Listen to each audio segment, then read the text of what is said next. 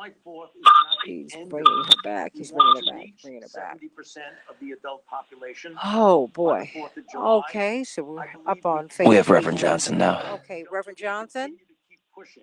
Yes. Okay, great. Reverend, I wanted to know if you'd like to come back at 7:30. I'm going to be talking with, I was going to have Reverend Barber. We were going to be talking about the protest against Mansion. But I'm going to start off the show with Reverend at 7 o'clock with Bishop Pearson. We're going to be talking about white evangelicals. You know, when we were in Tulsa, there was a golf tournament. He made mention of the fact that most of the people who were at the Tulsa events were black.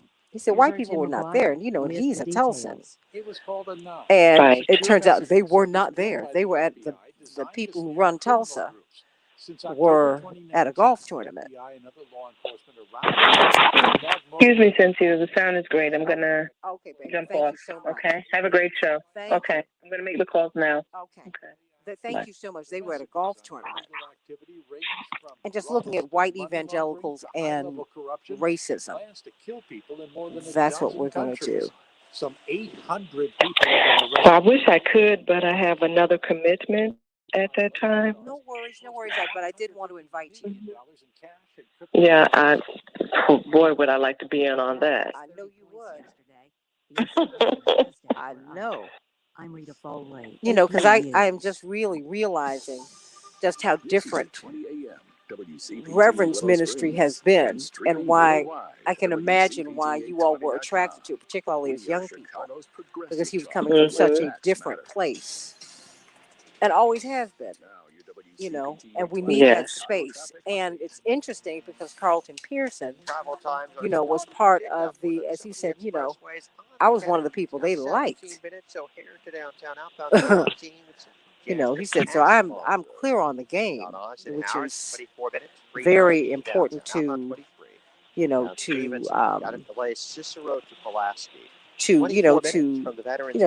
make note of. Yes. So, okay, let me get that. There is a All delay right. on northbound 83 in Elmhurst and Bensonville. It's heavy. Hold on. 4th Avenue to the Eisenhower. Crash reported on 53. All right. Northwest Highway. All right. I got this. Okay, girl, I'm trying to finish up these. The Republican Party was closest My to headlines Viktor and some of these Orban's other Fidesz, which is pieces. the right-wing Right. fascist Okay, got party that. that has taken over Hungary, Got shut that. down the free Got that. press, Got that. imprisoned. But, he's got a lot to say, so people like me, please. imprisoned But if I'd the known about it last opposition, night, I certainly would have asked you. people in the media. But I just got a call from Bishop Barber about just after 5 this morning. So let me say hello to you, Barbara Jean and Kenneth and Shirley Carter from Philadelphia, beautiful Philadelphia. Marvin Hunter, Darrell, everyone. 1 minute. Please, So I did my research and talked to my doctor, and we finally uncovered please the like truth. and share.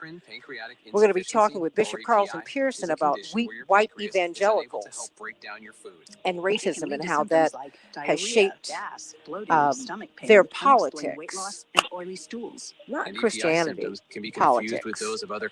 You can't be like Christ and be a racist. 30. But we're going to be talking about that and about these hospital workers who walked out in Houston because they have been mandated to get the shots. What do you think about that, everybody? What do you think about 15. that? Call with your doctor to ask, could I have EPI? Sponsored by 10. You're listening to WCPT 820 because 5.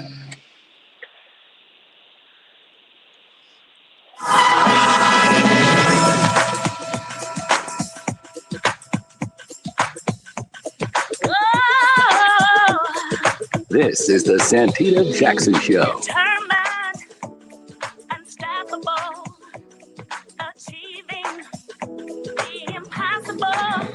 We're standing tall with our heads held high. We are victorious. Hey, everybody. Welcome to the Santita Jackson Show. It's Wednesday, June 9th, 2021. I'm Santita Jackson. It's a joy to be with you today, coming to you from WCPT, the nation's largest progressive talk radio station, and AM 950 radio, the voice of progressive Minnesota, and all over the country and all over the world. I want you to meet my global family over here on the Santita Jackson and Friends page.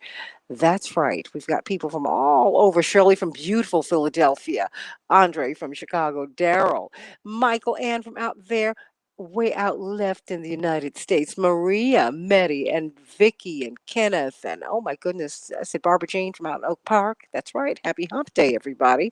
And Marvin, and so many of you joining us today from all around the world on the Santita Jackson and Friends page. We want you to meet us over there, and please go to my Instagram account at Santita J, or you can go to the Santita J show, but really I go to at Santita J is really where you need to be. And of course, I share this with the Reverend Jesse Jackson Senior page. Hope that you will come to our Rainbow Push International Conference, July 17th, my birthday, through the 20th. It's going to be a great, great, great, great, great conference. And we want to hear from you. Want you to go on and get registered. Go to rainbowpush.org so that you can become a part of that conference. Much of it will be virtual. The rest of it, they are really working through that as we speak. Today, we're going to be talking about the Houston hospital workers who have walked out. They have been suspended without pay. Why? Because they've refused to take the jab. They refused to get vaccinated. What do you think about that? They said they don't want to be guinea pigs. They actually said that. And they do not feel that they should have to be mandated to take a shot about which we're still finding out information. They don't feel comfortable with that. What do you think about that? Is that happening to you on your job? How do you feel about that? And then Bishop Carlton Pearson, one of the world's preeminent evangelicals, who had been really cast out from the mainstream. There was really no bigger preacher in the evangelical world. And absolutely, as a Black person, he was the guy. But then his interpretations of the Gospels changed. And guess what? He was kicked out. Kicked out. But he's still very, very prominent. And he talks about the white racism of evangelicals. And I want to talk about that and how it's incompatible with the teachings of Christ. What white evangelical church leaders were doing when we were in Tulsa last week, what they have been doing throughout our history, helping to lead lynchings and things like that. Of course, they were not attending those events when we were in Tulsa last week. We got to talk about that, everybody. So let us do that. But of course, we're going to have good news from Reverend Vicki Johnson. And you know what? Let's get to some of these headlines so that we can get right on with the show. In Chicago, we're going to have a high of 76 degrees, partly cloudy. It already feels muggy, everybody. Minneapolis, St. Paul, I don't know what's going on with you. It is 96 degrees. That will be your high today. Wow, mostly sunny. The Dow closed down 30 points yesterday. The NASDAQ closed up 43 points, and the S&P 500 held steady. Didn't move up, didn't move down. Major League Baseball, guess what? The Yankees were triumphant over the Twins, 8-4. Ouch, maybe they'll redeem themselves when they play a game tonight. The Chicago Cubs, however, they were on a roll, 7-1 over the Padres. They'll be facing off once again today. And the Chicago White Sox, 6-1 over the Blue Jays. And they'll be facing off once again today. The NBA playoffs are in full bloom, everybody. The 76ers, 118. Can you believe this? They're just rolling through the playoffs. The Jazz are rolling through the playoffs, and the Nuggets and the Suns will be playing today. Unbelievable. CDC, everybody. There's a new set of updates for travel for Americans. Are you ready to travel? Are you? I was just on that plane not too long ago. They say Americans can travel safely to more countries now per the CDC. The agency issued new travel advice for more than 120 countries, moving 33 countries, including Israel, Iceland, and Singapore, into its lowest risk category. Travel within Europe is set to become easier as well, with the European Union's launch of the EU Digital COVID Certificate. But just as we're beginning to emerge safer from the coronavirus, we now have to watch out for other infections, of course. Stay tuned for the Santita Jackson Show and Dr. Deborah Holden so we can continue to talk about that. Democrats and Republicans in the Senate finally agreed on something. They need to keep the U.S. competitive on the global stage. That as President Biden is on his way to his first overseas trip today. The Senate passed legislation aimed at countering China's growing economic influence by investing more than $200 billion in American technology, science, and research. Perhaps that is why now North Carolina A&T State University is the nation's largest HBCU, more than 14,000 students. Well, Vice President Harris was dealing with a lot of incoming fire, everybody. She was hearing criticism from all sides during her first trip out of the country. They say it's a difficult trip, but I think she's handling it. But it is difficult. She's facing incoming fire from progressives. She was blasted by progressives in her party. And at the same time, she was targeted by Republicans for not doing enough to help the ongoing problem. When she said migrants don't come here, progressives were upset. Republicans think she's not going far enough. She was questioned by Lester Holt from NBC. Why haven't you been to the border? She said, we are going to the border. We've been to the border. And I haven't been to Europe. Got to continue to watch out for that, everybody. And senators are asking for 10 years of Supreme Court justices' travel records. They want greater transparency from our nation's Supreme Justices. Do you think that should be the case? The world's most livable cities in 2021. Now, was Chicago, Minneapolis, St. Paul? No, they're not on here. Neither is New York. No, okay. Auckland, New Zealand. Osaka, Japan. Adelaide, Australia. Wellington, New Zealand. Tokyo, Japan. Perth, Australia. Zurich, Switzerland. Geneva, Switzerland. Melbourne, Australia. Wow. It's a big shakeup in the rankings, everybody. Big shakeup. Wow. Asia ranked well below North America and Western Europe, but it's amazing. All of these are European cities. What do you think about that? Got to continue to watch out for that. What is livability? What does that mean? The FDA has approved Biogen's Alzheimer's drugs. We talked about this yesterday, despite evidence that shows that they might not be effective. In fact, they're now facing tough questions over their $56,000 a year price tag, everybody, that taxpayers will be on the hook for, according to this New York Times report. We're paying for it, but you have to pay for it again when you go get it. What do you think about that? There's a Wisconsin pharmacist sentenced to 3 years in prison for tampering with the COVID-19 vaccine doses. He didn't want people to have them. Wow, everybody. So let's continue to keep our eyes peeled on the news. We have got good news from Reverend Vicki Johnson, the pastor, oh my goodness, of the St. Thomas Lutheran Church here in Chicago. What is the good news, Pastor Johnson? Do we have Pastor Johnson up? I hear her. Pastor Johnson. Paging Pastor Johnson. How are you? Now I can. Yes. And here is Pastor Johnson. Good morning, Santita, friends and stars. What a blessing it is to be here with you on this day with some good news.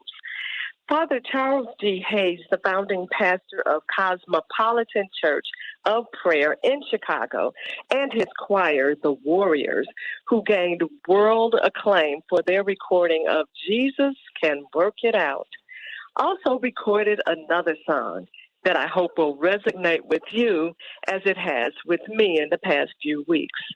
The song is entitled, Don't Forget to Remember Where All Your Blessings Come From. It would seem that either saying, don't forget where your blessings come from, or remember where your blessings come from would be good enough, just to stand alone, but it wasn't. So in the first line of the song, I guess this helps to explain is that when you get a little money and get up on your feet, why do you change?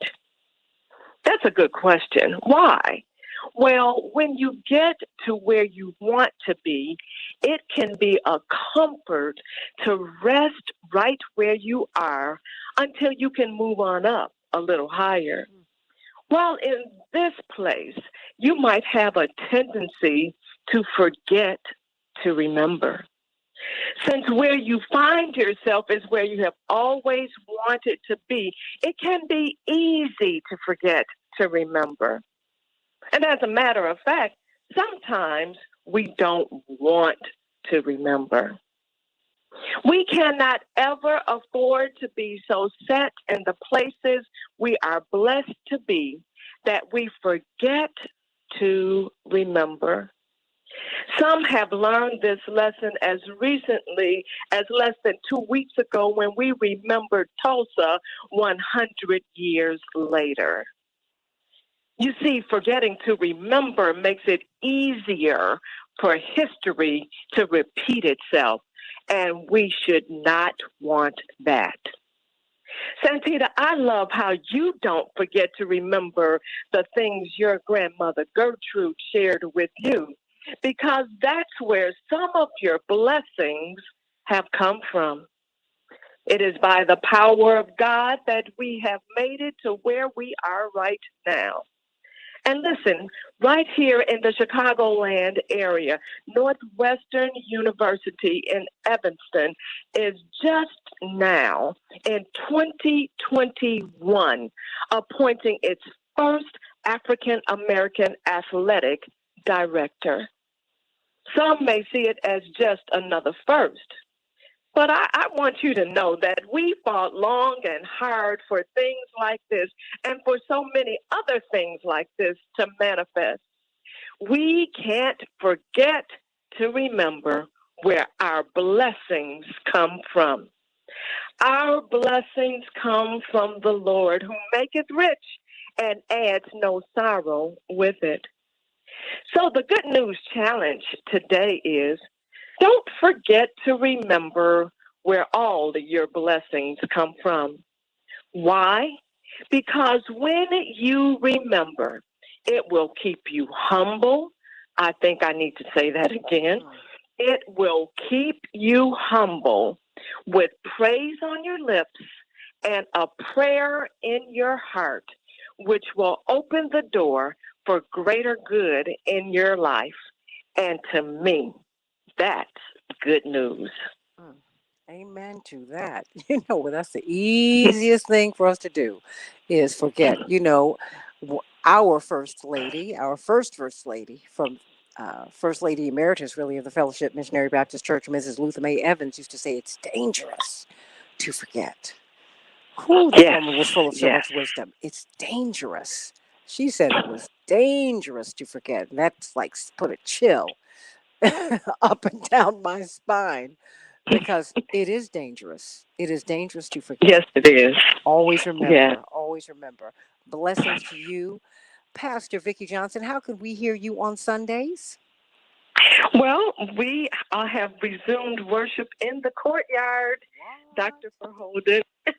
Outdoor worship at St. Thomas Lutheran Church at 8000 South Jeffrey Boulevard in Chicago.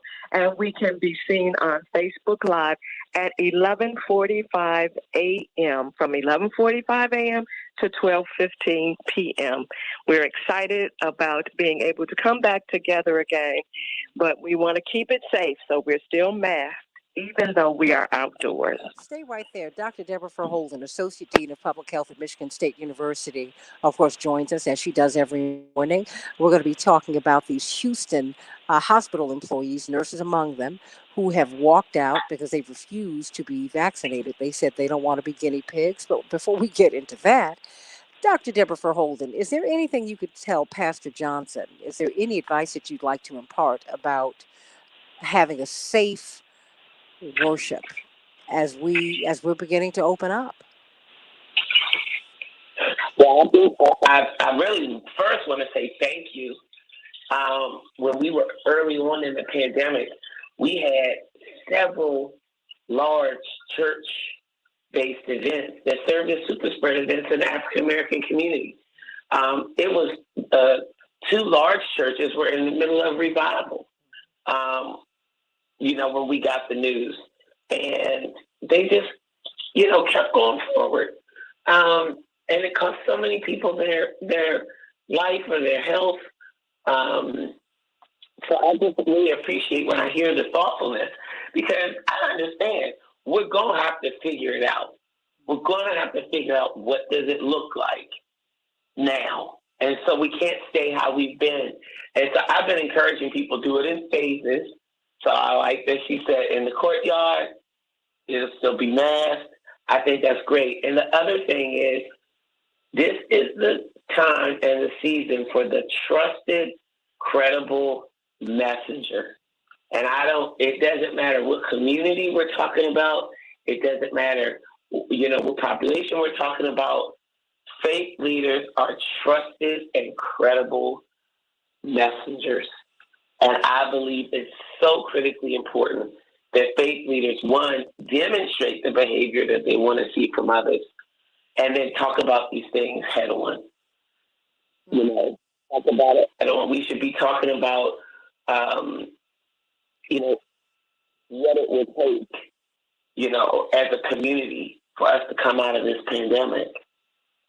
Do you think is it safe enough to gather in a courtyard? Well, it's funny because it really depends, right? So, outdoors is always best. Okay. So that's good. And so great. So if you're outdoors is always best. So if you're outdoors and people are masked, that's fantastic. What would be really fantastic is if the lion's share of those people were vaccinated. That would actually change, the whole game. And it's going to be an odd thing, right? Because, this is really personal information. So it's not like you're going to ask people, are you vaccinated? But at the same time, if I were having a cookout and somebody wanted to come over and bring a friend, my first question would be, are they vaccinated? And so I don't know where that line is for people. They have to figure that out for themselves. I know what is the case for me and mine and in my house, but I don't know how many of our faith leaders have thought about that in their houses of worship. But it's more than just figuring out how do we get back to service. Like how do we get back to all of it? Because the other thing is we've not done a good job of holding each other to account. And so, as churches start to reengage, it's an opportunity to take that on as well. Reverend Johnson, you've got your work cut out for you. And yes, we do. And our biggest challenge is getting the younger people vaccinated. They have bought into conspiracy theories, and most of the older members of the congregation, as a matter of fact, all of the older members of the congregation are vaccinated. But it is the younger ones, the ones that are in their from 30 down to 16, that don't want to get vaccinated. But you know what I think it is? I think it's beyond conspiracy theories. There's been a lot of conflicting information. You now have an Alzheimer's drug that is being widely panned by the scientific community. Not only have they put it on the market, not only has the FDA approved it, but they have also the taxpayers are on the hook for it, and it's going to cost you $56,000 a year to take it. So I think that, and also we can ask if someone's been vaccinated. People do it all the time, whether it's appropriate or not. Well, okay, that's a discussion we're about to have. But what we can ask you is, are you okay? Did you get sick? How did you process it? I think that too many areas of this discussion have been shut down. That's why I've been so appreciative of Dr. Deborah Verholden, because she's been willing to take on all comers. But that's not been the case generally. Generally, you can't talk about all aspects of this because some people, look, we still can't talk about Tulsa. I was in Tulsa for almost a week. There were almost no white people at any of these celebrations, not commemorations, commemoration events. I'm like, it's been 100 years. But that's because your granddaddy and grandmama were in the massacre. I just think if we could open up the discussion, then we can dispel a lot of notions that are not true. And then I think we can also take a cold, hard look at that, which is true. Because I've never seen any medicine that's one size fits all. But we can't even talk about that. And that's been very frustrating for me. Very, very, very frustrating. Because people need as many layers of protection against this disease as they can get. COVID-19, one of my girlfriends lost her sister.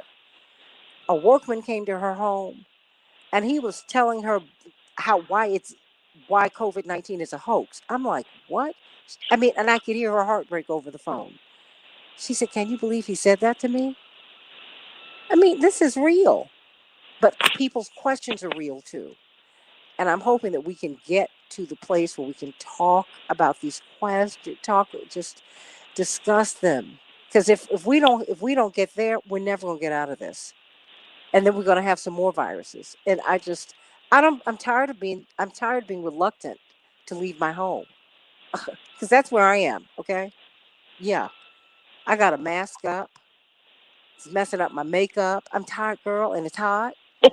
Yes, I'm saying yes. I'm going right there. I'm like, I was looking like a crazy person yesterday. I went out with my mother and a couple of family friends, my brother. And shout out to Dr. Andre Thomas. You remember Dr. Andrew Thomas? His son, Dr. Reverend Johnson, is a doctor down in Texas now. He's one of the top. He's Oh, one of the okay. nation's top orthopedic surgeons. I'm so proud of him. But it was like being masked up, and I walked past them because I'm accustomed to seeing their faces. So I want us to get through this, and I want us to get through this with information, which is why Dr. Deb is here, because we need that, and that's why you're there, because you One can be minute. able to talk to people from your pulpit. You can tell them Yes. what they need to do. You got to get Dr. Deb on there, at least on camera, to tell them what they need to do, to explain Oh, that would be great. the vaccines to them. That's what she wants to do. You got to get Dr. Shanina Knighton so you can talk about how to prevent infection. That's the only way we're going to do this. And you have to have people like that who understand our concerns, who understand our reluctance, not just 30. hesitancy, our mistrust, to understand it and say, let me tell you what the data are showing us. Let me tell you that. If we've got to get them out here, because these are some of those brilliant minds that we've never seen on mainstream 15. media, mainstream television, and Deborah Furholden needs to be on TV every day, 10. every day, Every day. every day, Every day. every day, and I won't stop until she is there 5. every day. Santita Jackson show. What do you think about these Houston hospital workers who've walked out because they've been mandated to take the vaccine, and they say no, no, no, no, no, I don't think so. What do you think about that? We'll have the Santita Jackson show in just a minute.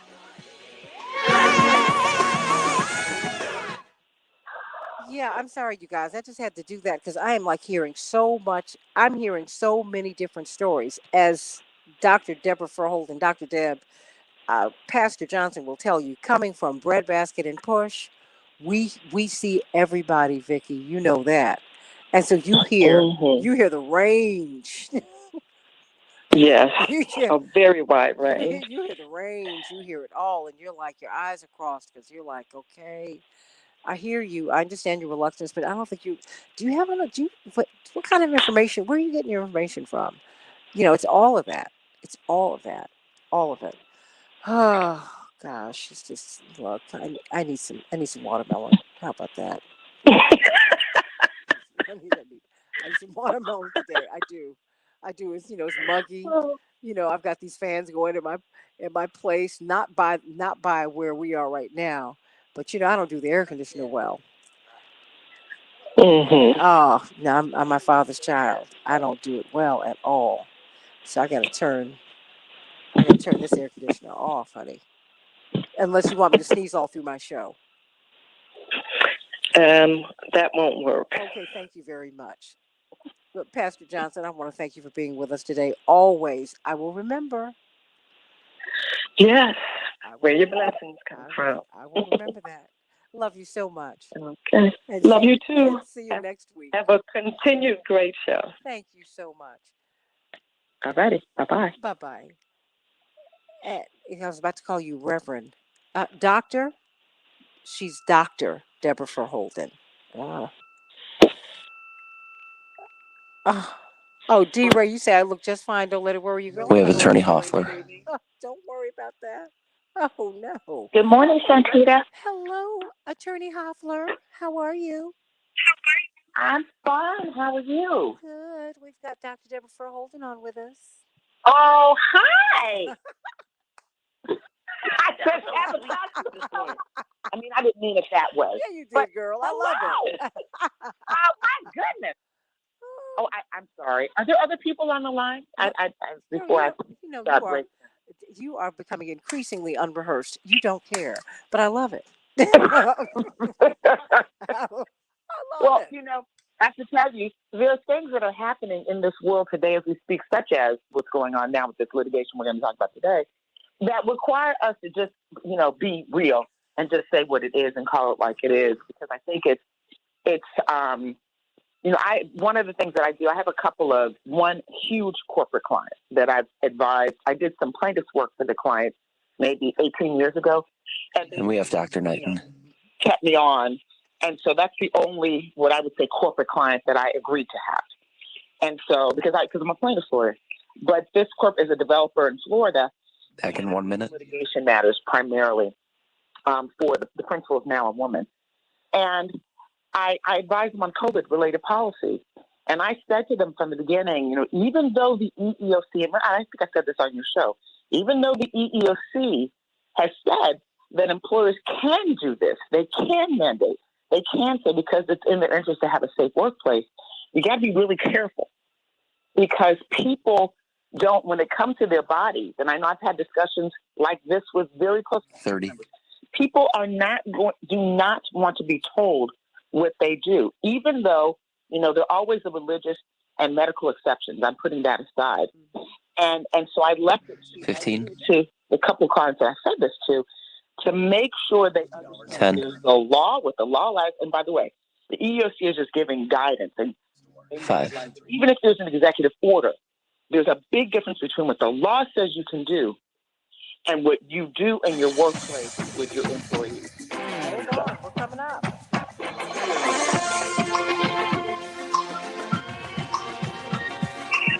This is the Santita Jackson Show.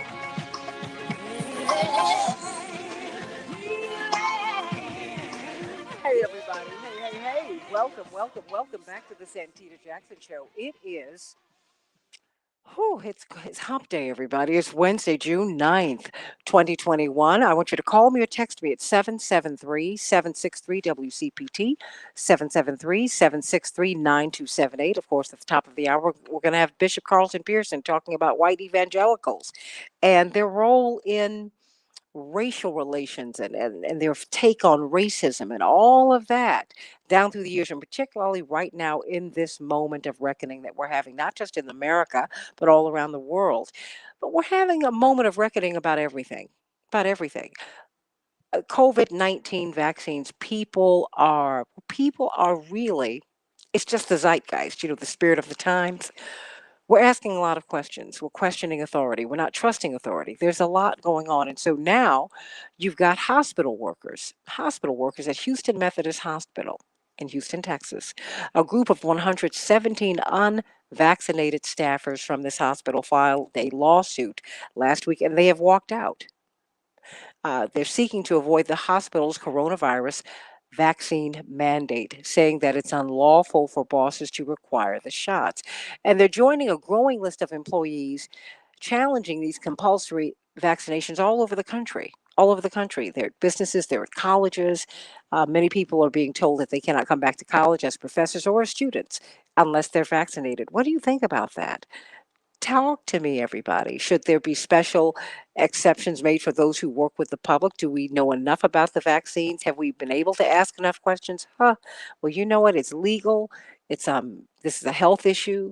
It's moral, it's ethical, it's a lot. And I want to hear from you. How many of you are dealing with this? How many of you are wrestling with this? Some people have just said, I'm leaving. I'm not gonna come back to work. And these folks need their jobs. They need them. Mm. We've got attorney C.K. Hoffler, president of the National Bar Association and chair of Rainbow Push, brilliant lawyer. And we have got Dr. Shanina Knighton, infection preventionist. And she, of course, is from Case Western Reserve University. And, of course, our own in-house epidemiologist, one of the world's preeminent epidemiologists, the brilliant Dr. Deborah Fur Holden. All of you are brilliant. She's the Associate Dean of Public Health at Michigan State University. And there are a lot of questions that people have. First, you, Dr. Deb, when you heard about these walkouts, I mean, you remember the old, well, you wouldn't because you're too young for that, but there was an old commercial for cigarettes. I'd rather quit than stay or something like that. And these people are taking, they're not only have they walked out without pay, they've now filed a lawsuit. What do you think about that? Do healthcare workers have a special responsibility to take the vaccine or not to take it if they feel compelled not to? Dr. Deb? Yes, thank you for bringing me back. Um, so I only just caught what you just said, Okay. and I caught some of what Attorney Hoffler said. But thank you for giving me a heads up. This is the problem that we're going to continue to have. We've done a very poor job of COVID literacy. We've done a very poor job of COVID equity. Early on in the pandemic, a whole lot of people who were willing or maybe didn't have access, weren't treated fairly. We still don't have paid COVID days off. The message is so mixed because we say, oh, we care about you so much. They've really made this big push. We care so much about the African American community. And actually, it's such trouble getting access to the vaccine early on. And now, some time has passed. We've seen some adverse events, some severe adverse events. You know, the political climate has only fueled. And a lot of people who were I'll wait and see have actually become a hard no. And so now we've got to overcome all of the missteps that we made and try to boost people's confidence in this vaccine. I don't agree with dangling these large incentives in front of people. I think it's highly unethical. And I do not believe that we should be forcing people to take it. This is not some vaccine that's been tried and tested and been in our population for 5 years where we can now integrate it into the standard of vaccination. I don't have a problem with mandatory vaccination. We do it with children all the time. I'm a public health person. We've saved billions of lives out of vaccines. But we're not there yet. And now we got to actually do the work. And the work isn't to dangle a big carrot in front of somebody or beat them with a big stick. And I feel like that's what this is, forcing people. A healthcare worker, there are many frontline healthcare workers who took care of COVID patients who are a no. And that should be their right. That should be their right. And the last thing I'll say is for the mandate.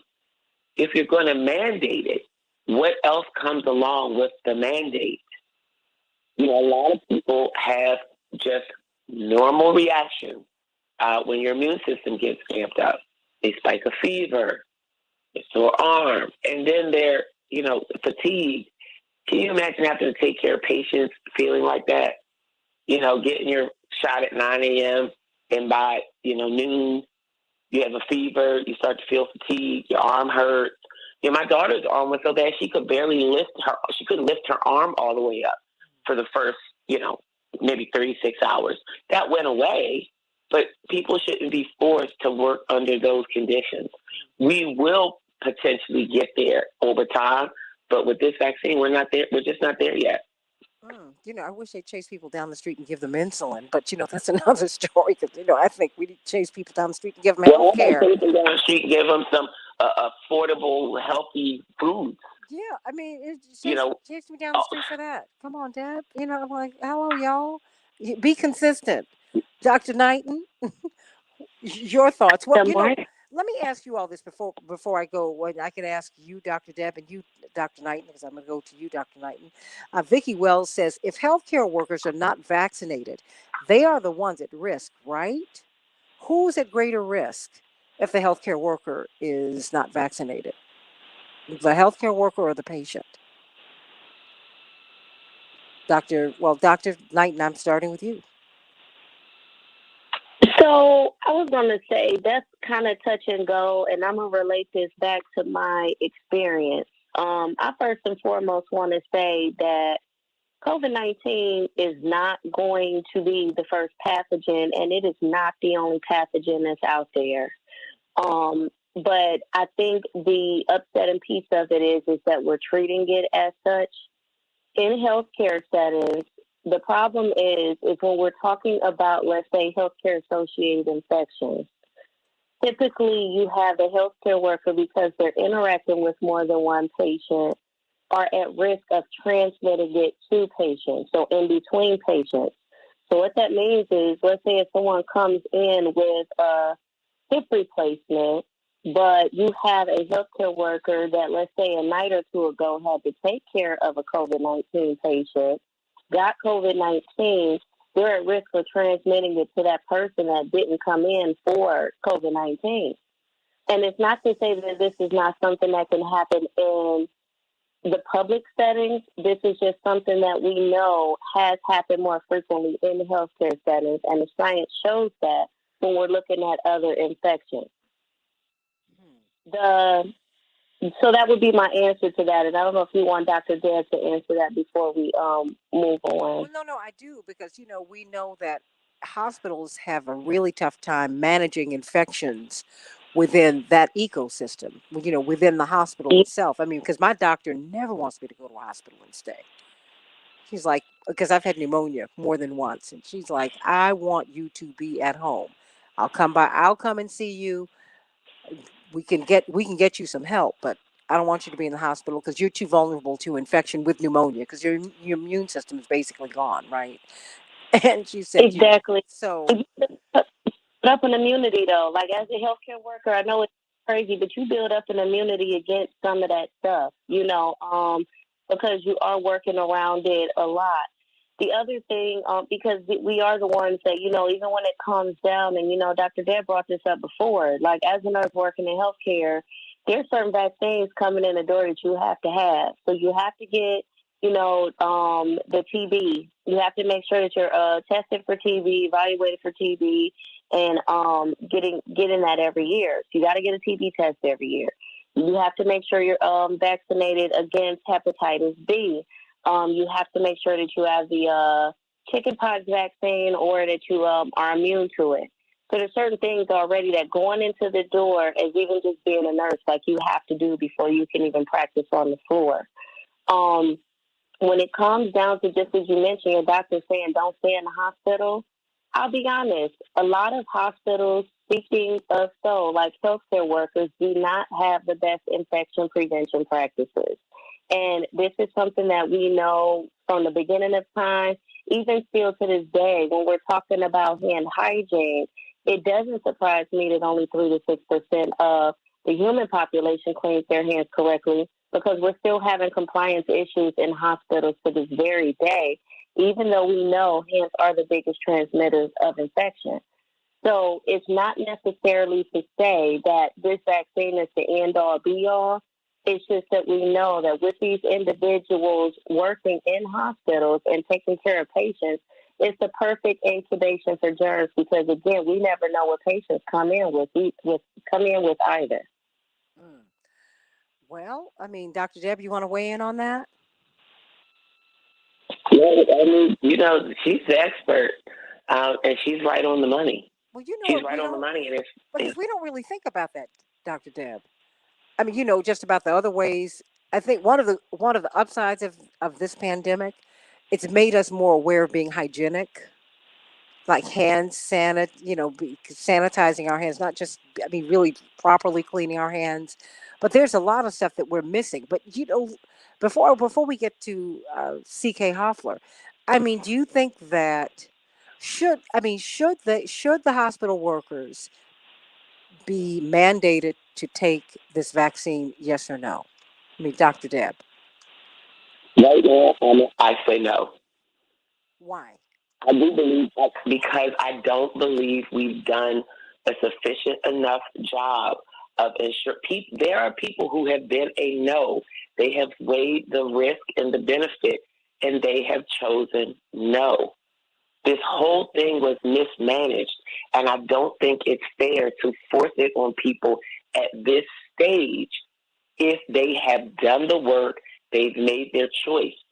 Because most people, I'm convinced, if they truly understood the benefits of this and weighed them against the risk, they would be a yes.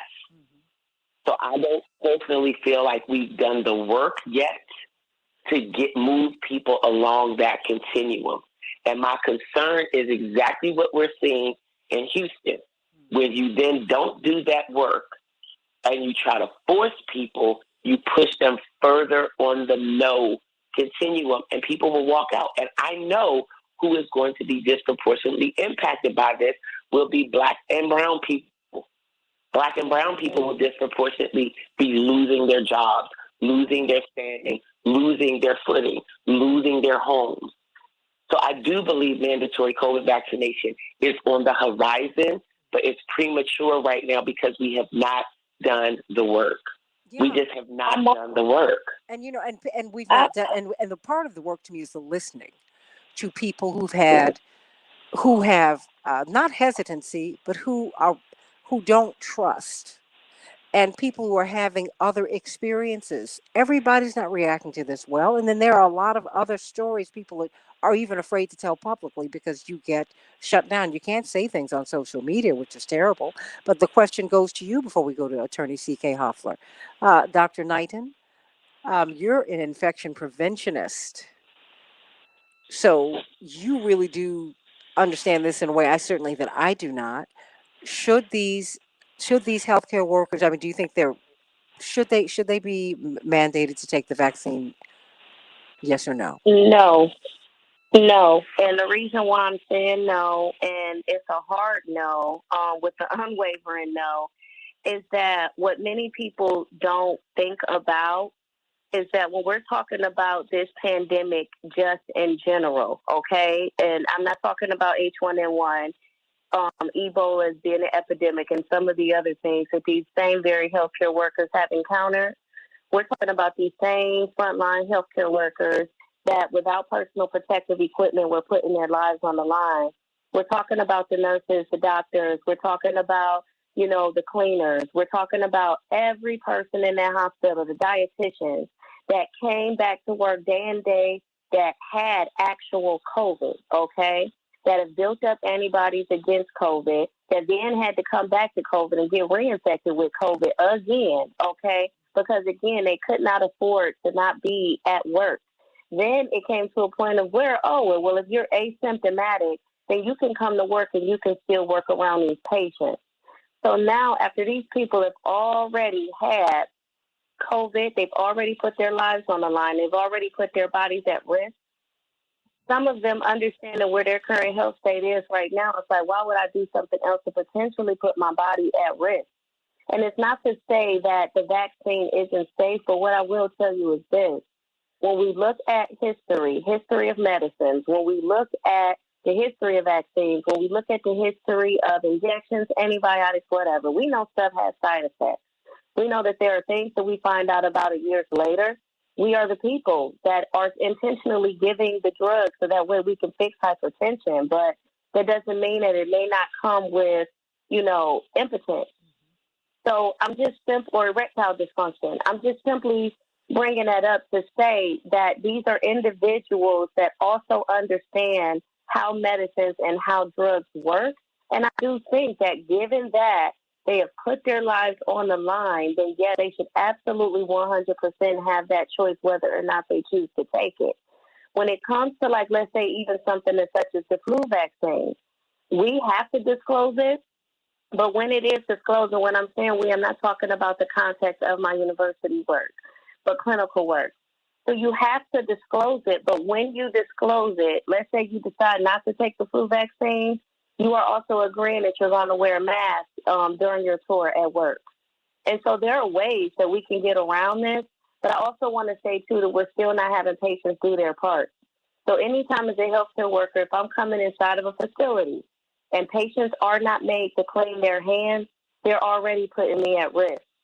If I'm at TSA, and I'm talking about the airport, and the worker is taking all of these different IDs and they're using the same gloves, and they're not cleaning their hands in between, they're protecting them, but they're not protecting me. So it has to be a two-way street of protection, and until we get there, then no, the mandation is not going to work to where we're going to be mandated to take the vaccine, so then we have individuals that will still continue to come into the healthcare settings to put us at risk, not just for COVID, but for other things. Okay, Attorney C.K. Hoffler, we've queued you up.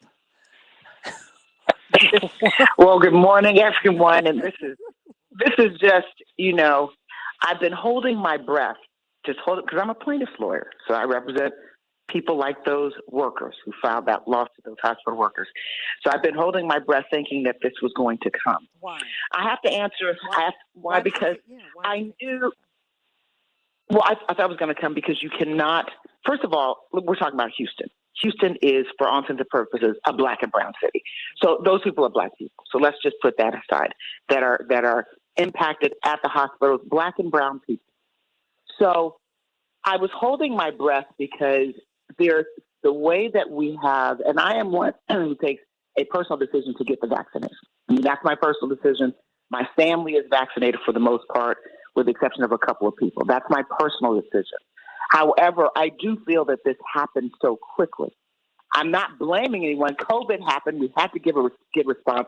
And this research, vaccinations happened so quickly while we're still determining what is, what isn't. Like, I want to know, am I going to get a booster shot? Is there going to be, there are some basic questions, fundamental questions that aren't answered because of the dynamics. We're in, like, I feel like we're in a cyclone or in inertia. And we're learning as we go along, every day conflicting statements on TV from healthcare professionals. And so it's created a sense of distrust. Now, if I'm a healthcare worker, one thing we remember is they have disproportionately been impacted in a negative way and died. Some of the people that died early on, that were infected early on, these healthcare workers are people who had no choice and had to work servicing and tending to those people who had COVID because the protocols were very different in the beginning. So when you have this group of people who are healthcare providers who are saying, no, I'm not going to do it for whatever reason, I just knew that there was going to at some point be an explosion because enough is enough. They're on the front lines and they have put their lives at risk. Remember, they weren't even getting allowed to get access to testing in the hospital, some of them that they serve. I can tell you the healthcare facility where I have my insurance, I was just talking to some of the people who are working there, and I said, well, have you been tested? They're like, no, it's not available to us yet. I was like, what? That was only, yes, it's not available to us yet. So there were people that were administering testing to people, because remember, in the early stages, not everybody was able to get tested. Right. I'm not talking about now. I mean, in the early stages, in the beginning. There were people who were administering testing that did not have access to testing. That's why in places like Atlanta, a group of African American, actually the National Medical Association, some doctors reached out to me and their affiliate chapter and said, look, our patients, our workers aren't getting tested. Can you give us legal advice on how to open up clinics so the people in our community and essential workers can get tested? So people who are administering tests to those people who qualify, not them. Imagine the irony. You're testing, you're on the front lines testing somebody to make sure they're okay, to make sure they know if they have COVID or whatever, and you yourself don't have access to testing. That was in the beginning. So things have evolved. Certainly things have evolved, but I do understand the distrust. But more importantly, people can't be mandated to put something in their body that they don't want. They can be. The law says they can. The EEOC has issued a guideline to employers saying, yes, you can do this. You can mandate it. And there's good arguments for that. There's very good arguments for that. But what you have to remember, and this is putting aside you've got to make concessions for religious beliefs and for medical reasons. Some people cannot get the vaccination for medical reasons, and some people cannot or will not submit to it for religious reasons. So put those two classifications aside. But for other people, you can say, and you can issue a policy in the workplace, everybody must be tested, everybody must receive the vaccination. But I can assure you at some point, you're going to have a mild revolution on your hands because there are people that feel very strongly that they don't want to be guinea pigs. It's such a personal decision. You would not, however, I think the shocking thing is people don't expect that healthcare workers would do this. They expect to see it in other industries that people would say that, but not healthcare workers, because people expect the healthcare workers, know what's going on, have access to what's going on. For them to say that puts a big question mark, another cloud over the COVID vaccinations, whether intended or unintended. But the bottom line is human behavior. If you tell someone you must do this in order to put food on your table, they don't do it because they have to put food on their table. But as soon as they have an opportunity to jam you, or as soon as they have an opportunity to do something different, they're going to take it and run. And these workers got together and formed a group and got the right plaintiff's attorney and said enough is enough and filed suit. And it's happening all around the country. And you know what? Again, I'm a plaintiff's lawyer.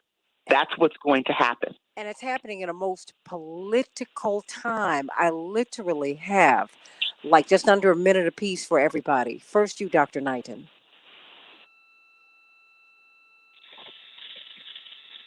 So I am at a place now, like just in regards to still thinking that people should make their own personal decision. I also want us to just remember that with the theory of innovation, we're also always going to have the early adopters ranging all back to the late adopters.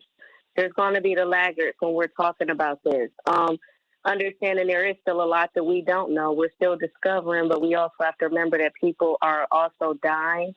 My concern is that we're still so much focused on a pinpoint solution of a vaccine, and we're preventing that. There are other preventative methods that work. This is for individuals that are taking the vaccine and individuals that are not. We should still be making sure that our bodies are ready. So if I can tell anyone, just still make sure that you are continuing to practice prevention, and that's with or without a vaccine, considering we don't know how long, the effects of the vaccine will last. But we're at a stage now where we're actually having to name different 1 minute. strains, which is, again, not out of the ordinary, but it doesn't necessarily mean it's here either. You know what, Dr. Deb, this is what I want to do. In lieu of closing remarks with you, this is what we should do. Dr. Deb, I'd like for us to convene a few discussions around the COVID-19 vaccine, around this particular discussion, whether they should be mandatory or not, 30. and what we need to be doing before you get the vaccine, if you decide not to get the vaccine, or once you've gotten the vaccine. This is an opportunity, Dr. Deb, for us to get our health 15. together. I got 10 seconds. They belong to you. Literally 10 seconds. I'm getting counted out. Dr. Deb. 10. Yeah, and them folks that walked out, they also need to come together and figure out what is 5. the demand. If we're going to be mandated to get the vaccine, this is what we need. Many opportunities before us to set things straight. So let's talk about it. No, I want to do that. All right, everybody. Bishop Carlton Pearson, racism and white evangelical. Let's talk about it in a hot second on this Santita Jackson show. I love you. I love you women. The three of us need to have, the four of us, shall I say. Well, the three of you, and I'll moderate it. Should have a discussion about this. And we should do it on one of these evening shows, okay? Would you all like to do that? Because Dr. Deb, one of the things that we've been talking about, and I cannot thank all of you enough for having access to your brilliant minds and with all of your training. I have never ever met Dr. Deb, but my father was so impressed with her. He said, "You have got to meet her. She is on fire." He said she's brilliant. She's got the training. My father's he's got a real thing for education and training. He calls it soul and science. He said she's got the science, but she's got the soul. She's got the fire to be in defense of our people and to be in defense of all people. And so, but I see that in you, Dr. Knighton, and CK's our lawyer. She's a lawyer for our family group as a group and individually. So We have Bishop Pearson. I can't say enough about all of you. But I want to thank Dr. Deb in a particular way. She didn't know me from a can of paint, and she agreed to be on the show every day, just because she wanted to get the message out. And as I've talked to you, Shanina, you've done the same thing. CK Hoffler, I think you might have been my first guest. I said I got a show, CK. Look, it's a pleasure. It's a pleasure. Santita, this is a really important issue. I know, but let me tell you something. This is a really important issue.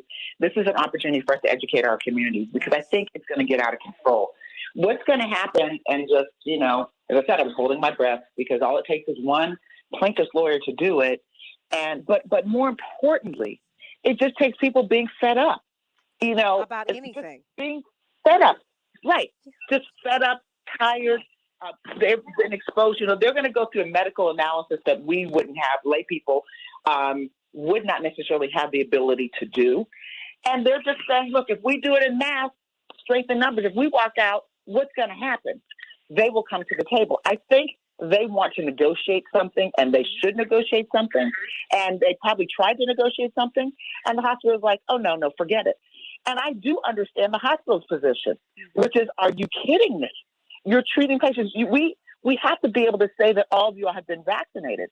But by the same token, this is a personal decision. The research is not where it needs to be in terms of some questions answered. And it is disconcerting to the public that healthcare professionals who are on the front lines are walking out and saying, hell no, because if they're saying no, what should other people say? All those people who are naysayers and everything. And again, I made a personal decision to say yes to vaccination. But if the healthcare workers are saying no, that's going to add fuel to those who have said, see, I told you from the beginning. And here people in the industry are saying no. I hadn't even thought about that piece. I really hadn't. I see this becoming very, very, I see this is already political. And that is what's making it. Healthcare shouldn't be political. Healthcare shouldn't be political. We should have access to healthcare. We should have the ability to have information, talk about all the things that impact our body, therapeutics, and all that kind of stuff. And it's unfortunate that we had the kind of president we had who didn't take it seriously. We're behind the eight ball, lying, making up stuff. And then now we're playing catch up, and the information has not been disseminated properly from the beginning, from the inception. And so there's a lot of distrust. Well, but even if you put that aside, but I think that some people don't want to be vaccinated. I think this is something that he did take seriously, though. But I think you're dealing with someone who was a vaccine skeptic. He was going to hire Robert Kennedy to be the vaccine czar on vaccine safety. I think that's something that people miss about President Trump. I'm not a defender. I'm just like, wait a minute. There's more to this. And I think I agree. Just like origin is coming up now, so I wholeheartedly do say that. But I also say, too, we keep forgetting, and I know this personally. I know healthcare workers that went in, as I mentioned, and did not have adequate PPE when they needed to call off because worked overtime, because I've been mandated. I've been mandated to work 16 hours when I was only supposed to work 8 because we had such a drastic shortage. I know people that have taken COVID-19 home and their spouses have died. One of my friends whose husband is a veteran is dead because she was at a hospital taking care of COVID-19 patients inadequately because they needed to make money. She then took COVID-19 home, gave it to her husband, couldn't even be at his bedside even as a nurse. After the fact. So when I tell you that literally this is so deep because it's some unethical stuff that does happen in hospitals where it's like, y'all don't even protect us on a regular basis. Now you want to shove a vaccine down our throat. And it's not to say that this may not necessarily be something that could work. Things. I'm just saying the bigger issue that they have on their hand is people need to take care of themselves because it's getting to a point now where these same individuals that are taking care of everybody else, which we always call the second victim. Healthcare workers are the second victim. We're the ones that literally, when it comes down to mental health issues of seeing people die, 1 minute. when it comes down to mental health issues not being protected because of unethical things that happen in work and unethical things that you may see because sometimes the bottom line is more important than somebody's health care. These are things that no one is talking about whatsoever, or the fact that people's loved ones are dying at home. Hold that thought. And so you know what? I got 10 seconds. I got to come up. I've got Bishop Carlton Pearson. Bishop Pearson, you walked into a lot, but there's a lot for us to talk about. Shanina, Dr. Knighton, Dr. Jennifer Holden, Attorney Hoffler. We're going to have this talk. It's going to be a special one because there's a lot we got to break down. There's a lot. There are a lot of pieces to this. I love you all. Bishop Pearson, I love you, and I'm so glad you're with us today. I love you too. Love all the intelligent minds you invite on your program. I'm loving this conversation. 10. Oh, and I got to keep you a little longer. Bishop Barber's not going to be on today, but we'll talk about that at the break. You got a lot to say. I'm not mad. Ow. Oh, I hope you all enjoyed it.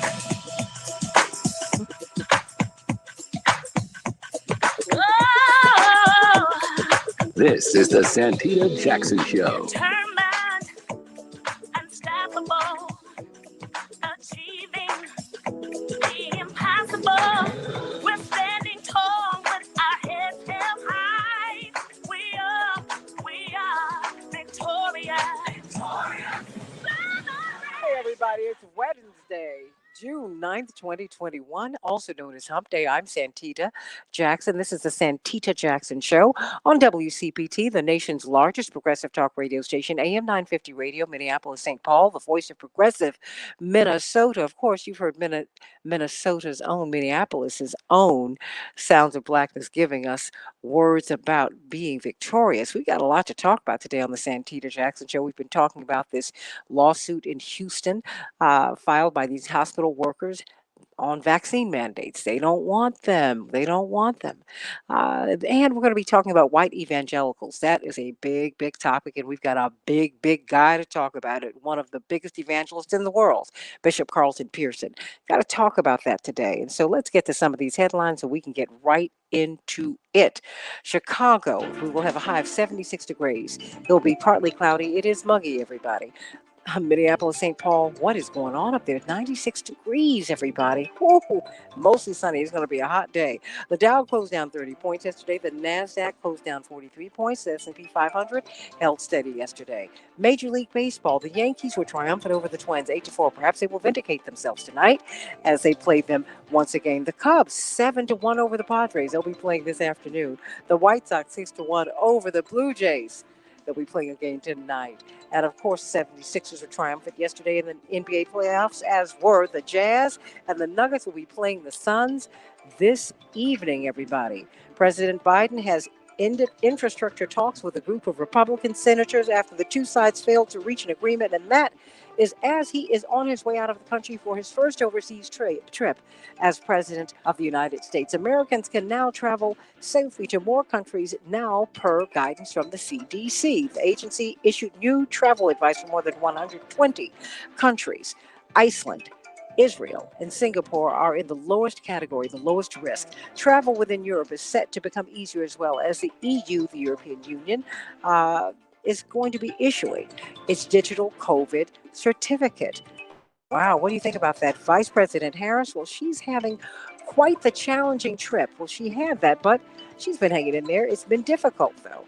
After bluntly telling migrants don't come to the United States in a press conference on Monday, because she said, you need to resolve the problems in your country. She was speaking to the leaders there saying, look, poverty, violence, once those issues are resolved, I promise you many of those migrants will want to stay at home, as many people do.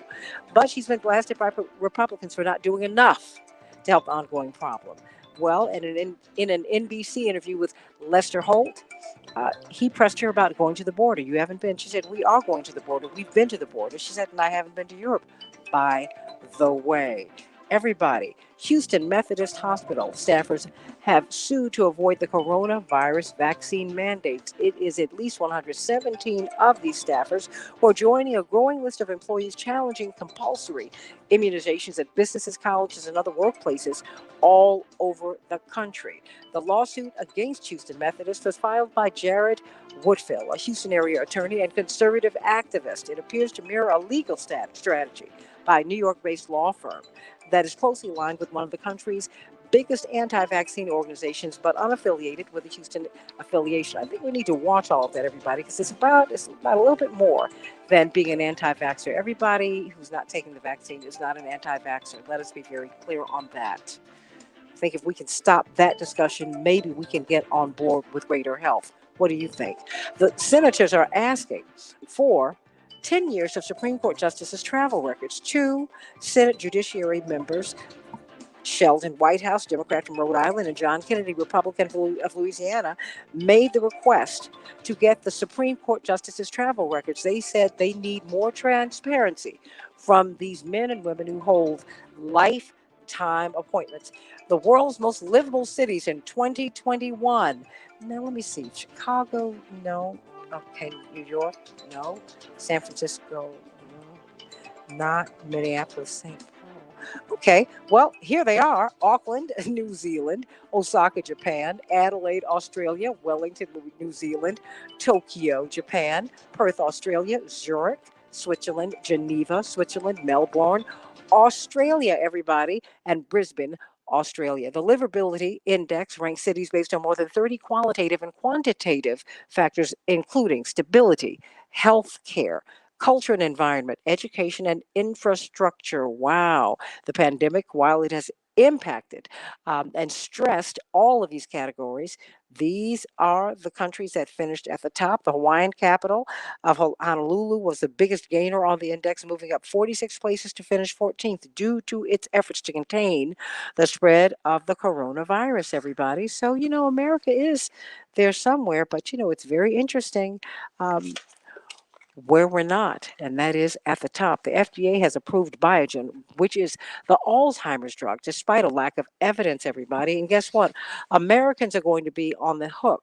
Taxpayers are going to be on the hook, most likely, according to this New York Times report, for paying for this drug, although it will also cost you, if you take this drug, $50,000 a year.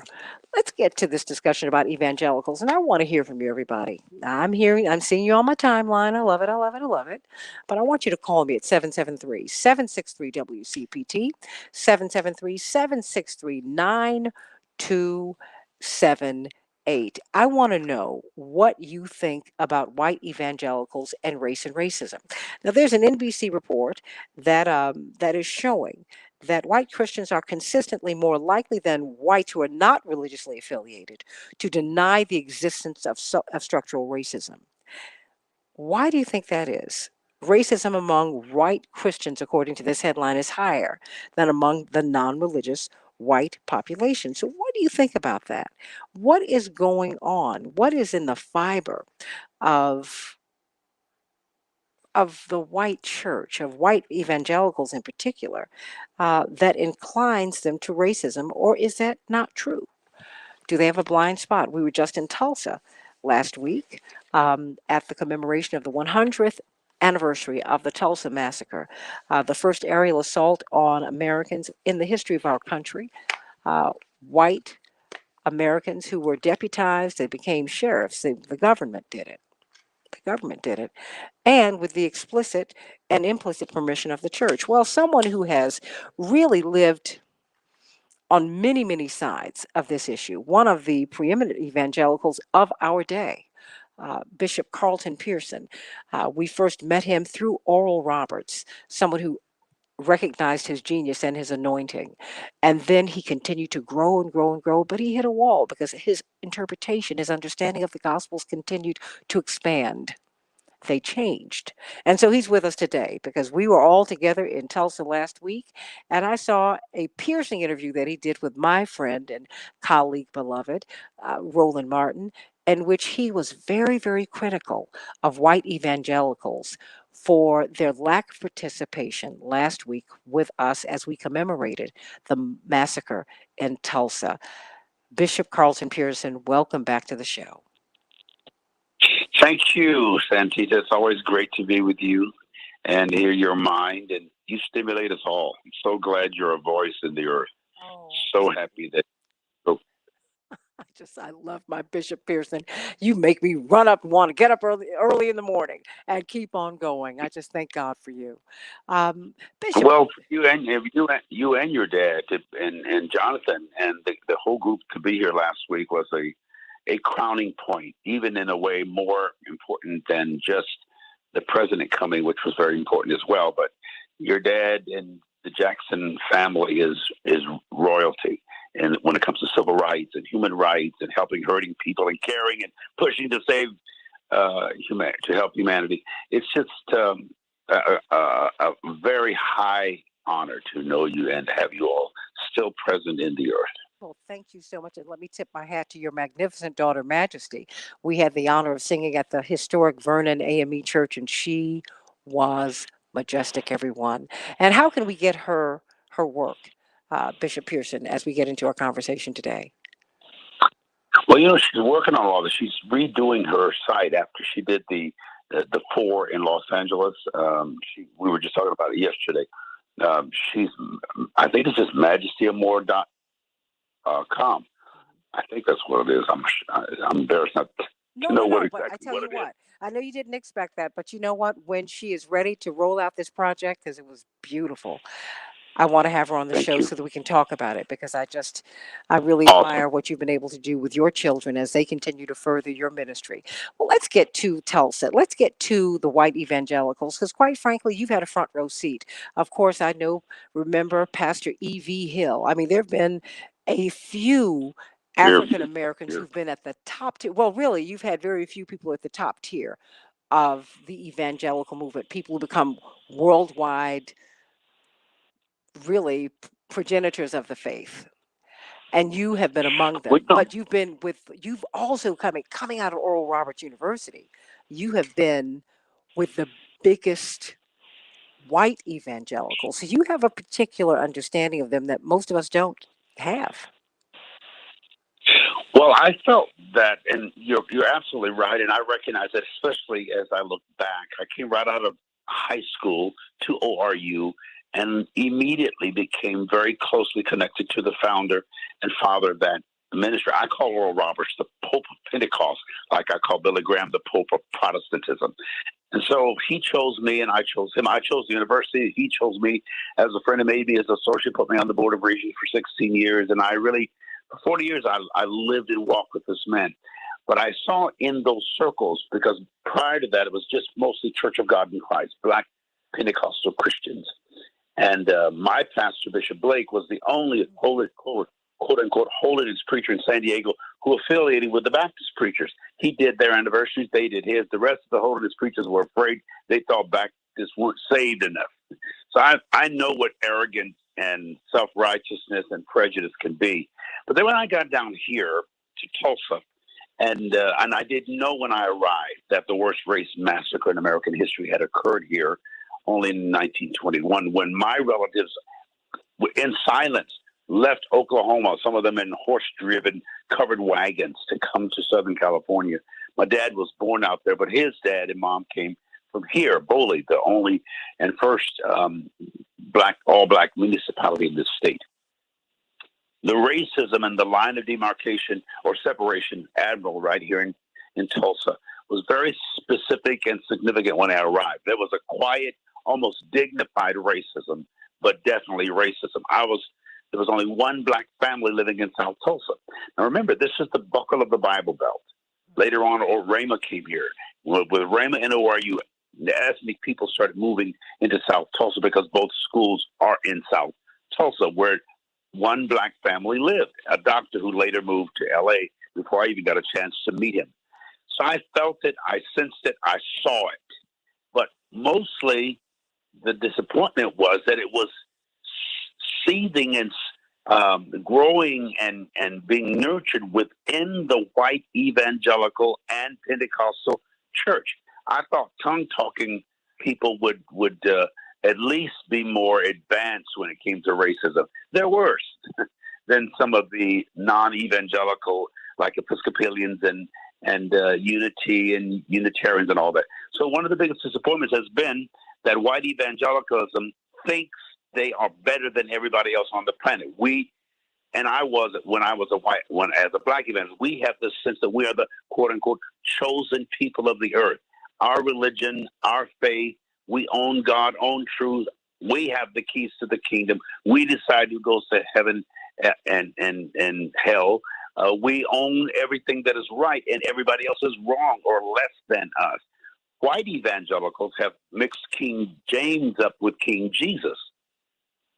They think that, and that one book, 1611, 16th century King's English, the first slaves, I think, arrived here, was it 1616 or something like that. So the book was already out.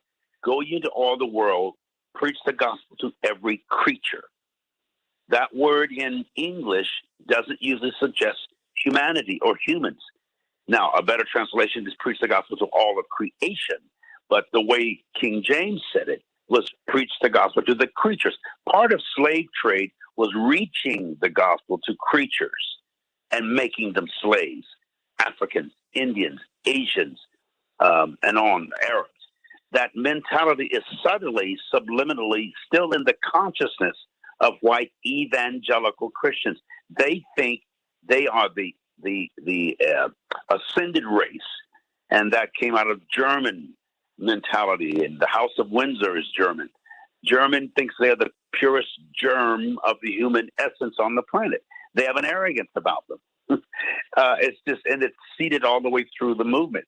So I noticed that as I grew, that evangelicals have chosen to pick a fight with the 21st century and with change.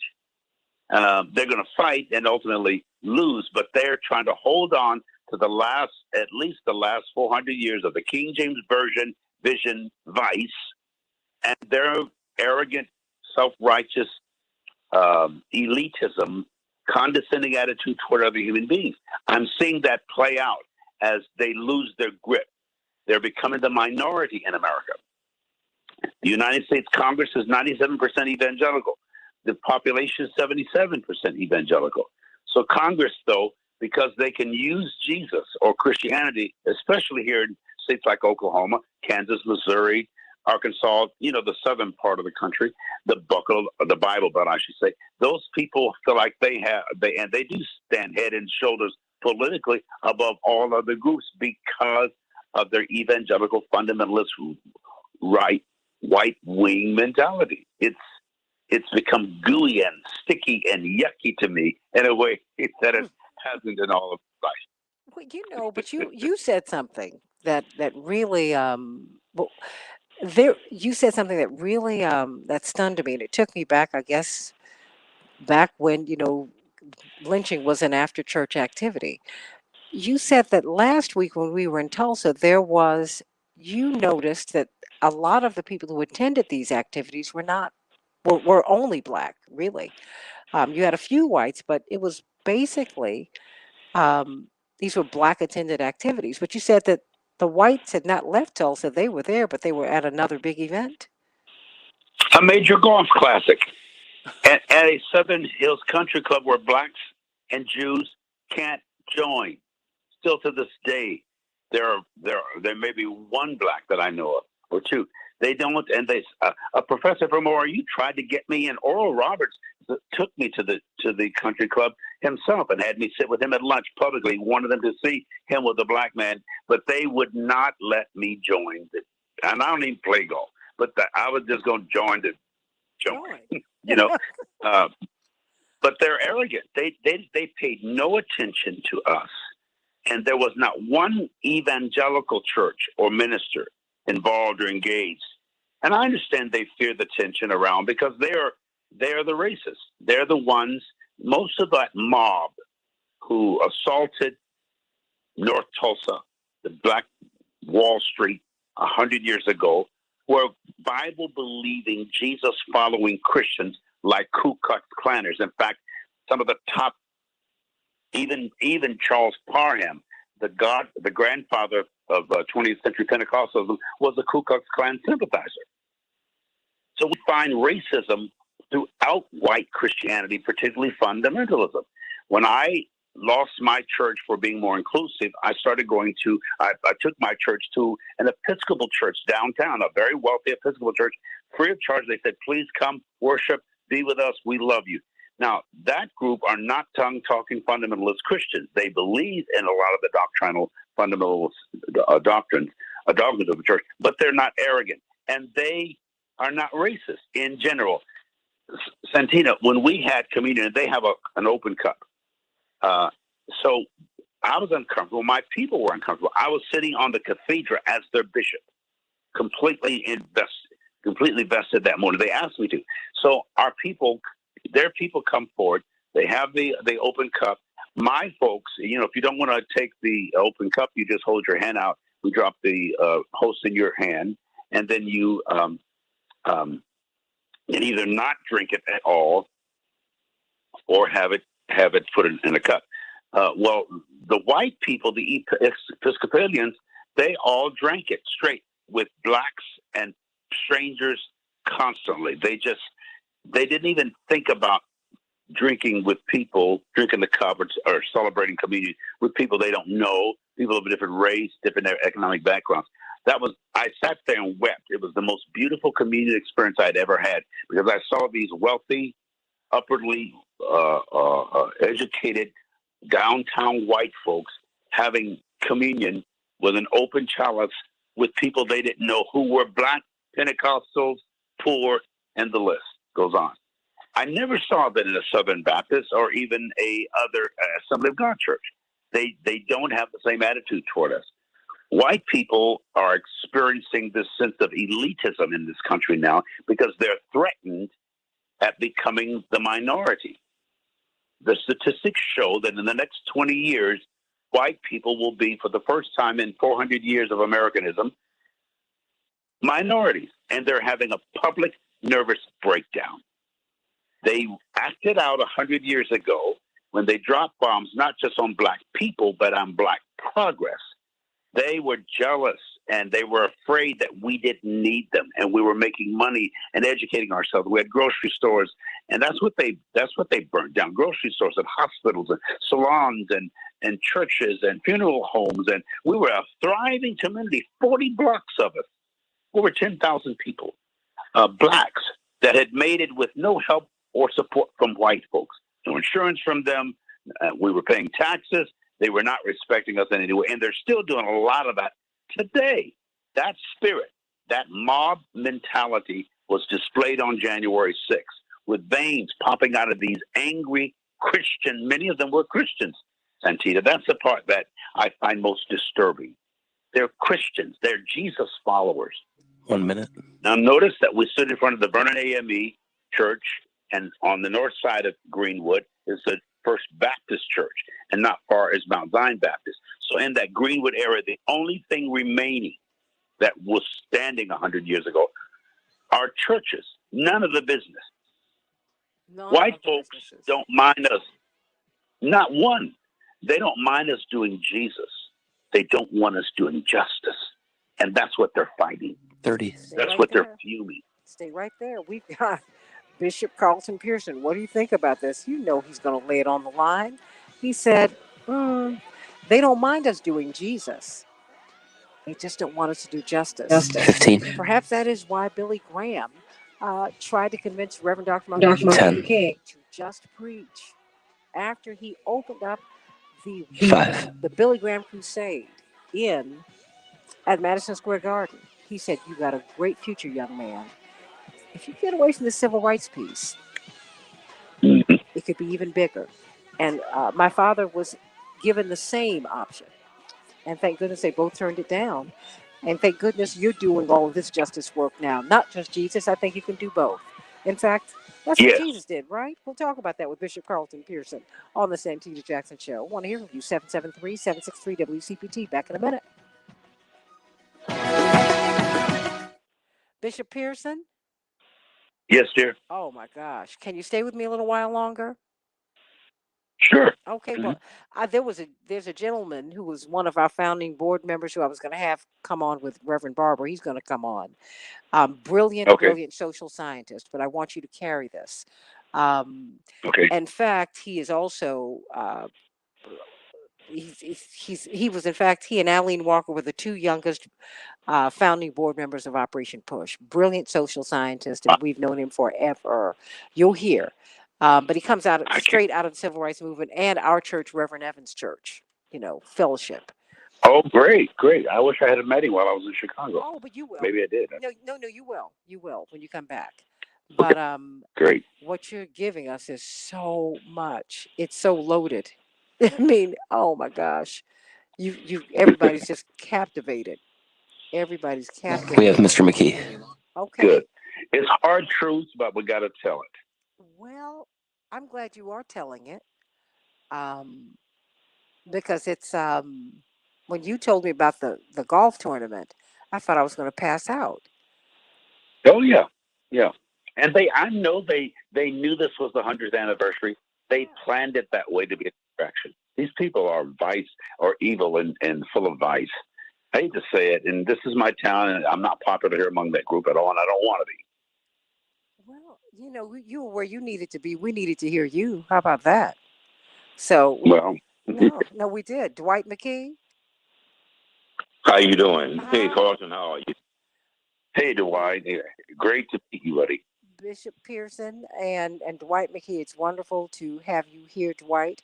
We've been talking about Tulsa, but the white evangelicals, Dwight, because Bishop Pearson obviously knows them well. He comes straight out of that. But it's very interesting. Those of you who have been who've been deeply embedded in the white evangelical community, there is, it doesn't mean that you don't have clarity. Bishop E.V. Reverend E.V. Hill, who you remember, I know you, and you knew him. Yes. He was one of the persons who pushed my father to run for president in 1983. And he was a staunch Republican, everybody, a Lincoln Republican, but he remained a Republican, supported Reagan and all of that. And he went to President Reagan and said, I've got to support him. I'm switching parties for the primary season. And if he gets a nomination, I'm going to switch the party. I'm switching my party for that too. And I was very, very anxious about my father running because I didn't think he'd survive it. And I sat with Reverend Hill for maybe an hour and a half. And he went through his parents being sharecroppers and why historically this was so significant. And he became one of my father's biggest fundraisers too, and registered people to vote. Oh, yeah, oh, yeah, yeah, yeah. Oh, yeah. Oh, yeah, yeah, yeah. Many people 1 don't minute. know. Reverend Evans called Dad over to his house because Reverend Hill was there, and they continued those conversations. It was a big, big deal. So stay right there. And Paul and Jan Crouch both were racist, but Dr. Hill and I navigated our way through that, trying to expand the network to embrace Black people or people of color. We 30. put up with stuff. I need you to And we explain that. talked. When we come back on there, I need you to explain that because I think All that's right. very, very important for people to hear. That what you were trying to do was open a door for us, not shut it. Yeah. Very, very important. And 10. you'll love Dwight's observations, which are keen and brilliant as well. So stay right here, everybody. I love this conversation. I can just, I love Go it. forever. Oh Yeah. yeah, I mean I can listen to you all forever.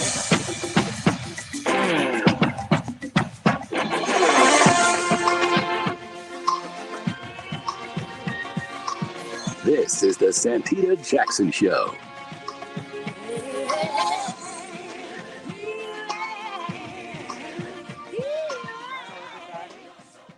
Welcome back to the Santita Jackson Show. It is Wednesday, hump day, June 9th, 2021. We're talking about white evangelicals on WCPT 820, the nation's largest progressive talk radio station here in Chicago, and AM 950 Radio, Minneapolis, St. Paul, the voice of progressive Minnesota.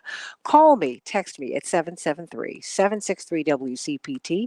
If you text me, that's thanks to GWC Entry Lawyers, but I want to hear from you. I want to hear your voices, but we're so captivated by Bishop Carlton Pearson. Really, he's one of the biggest evangelicals in the world, but he understands the white evangelical space. He's been one of the few African Americans deeply embedded in it, been at the top tier. How many of us don't remember the Azusa conferences and all of that, all that he's been able to bring to us? But we're joined by Dwight McKee, our own Dr. D, brilliant social scientist.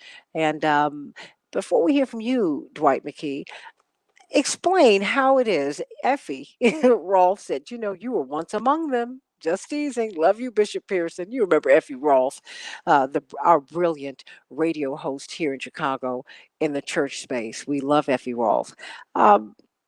Bishop Pearson, how did you end up with white evangelicals and what caused the division between you and white evangelicals? I came to ORU in 1971, right out of high school, San Diego, raised in the ghetto, Church of God in Christ, almost all Black religious experiences and expressions.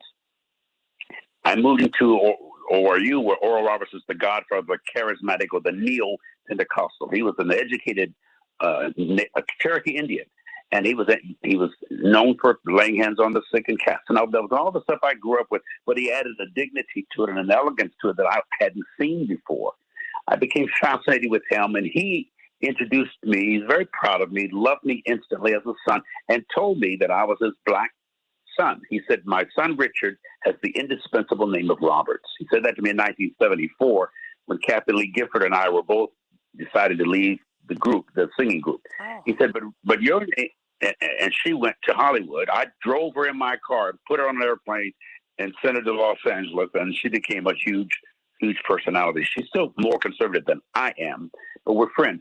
And he said to me, I need a black voice.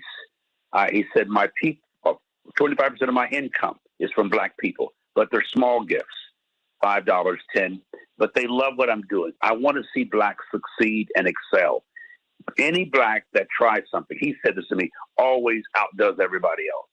I've watched it, whether you're singing, whether you're playing in athletics, whether you're challenging in education, you always extend yourself because you have to try harder. He said, I know what that means as an Indian. So he a Native American. So he introduces me to Pat Robertson and the Bakers and TBN and Paul and James. He gets me in all those circles. David Wilkerson, all the big people in the white charismatic world came to and through ORU. Now I saw from the beginning, Santita, subtle racism. There was an arrogance and an elitism, but not pronounced. They always loved me because Oral loved me. And they loved a good, clean colored. He's a good colored. He's one of the best. He's not like the other ones. We like him. I would hear those kinds of conversations. They would in an indirect way, and sometimes very directly say, you're a good nigga. We like you. And so I was quiet about all of that because I knew that I had to expand our presence and bring in our particular genre of Christianity into the larger expression for the quote unquote kingdom of God. Now, I love these people. I worked and walked with them for 40 years, Santita. And I worked on bringing integration to my church. I had the largest integrated church pastored by an African American in the state of Oklahoma. I had white people on my staff, most of whom voted for Trump. That's a whole other thing that just breaks my heart. I worked with white pastors. I traveled. There was racism in Paul and Jane Crouch. I saw it. The first time I was able to get T.D. Jakes on that program, it took me years to listen to their jokes and hear their little comments and not say a word. Because if I ever brought up the race card, they would cut me off.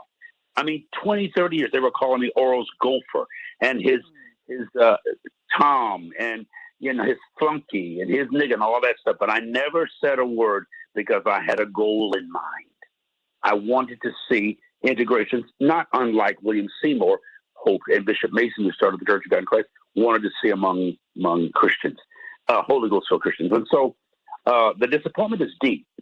I'm experiencing, as I think all Americans, and particularly African Americans, are experiencing post-traumatic stress disorder.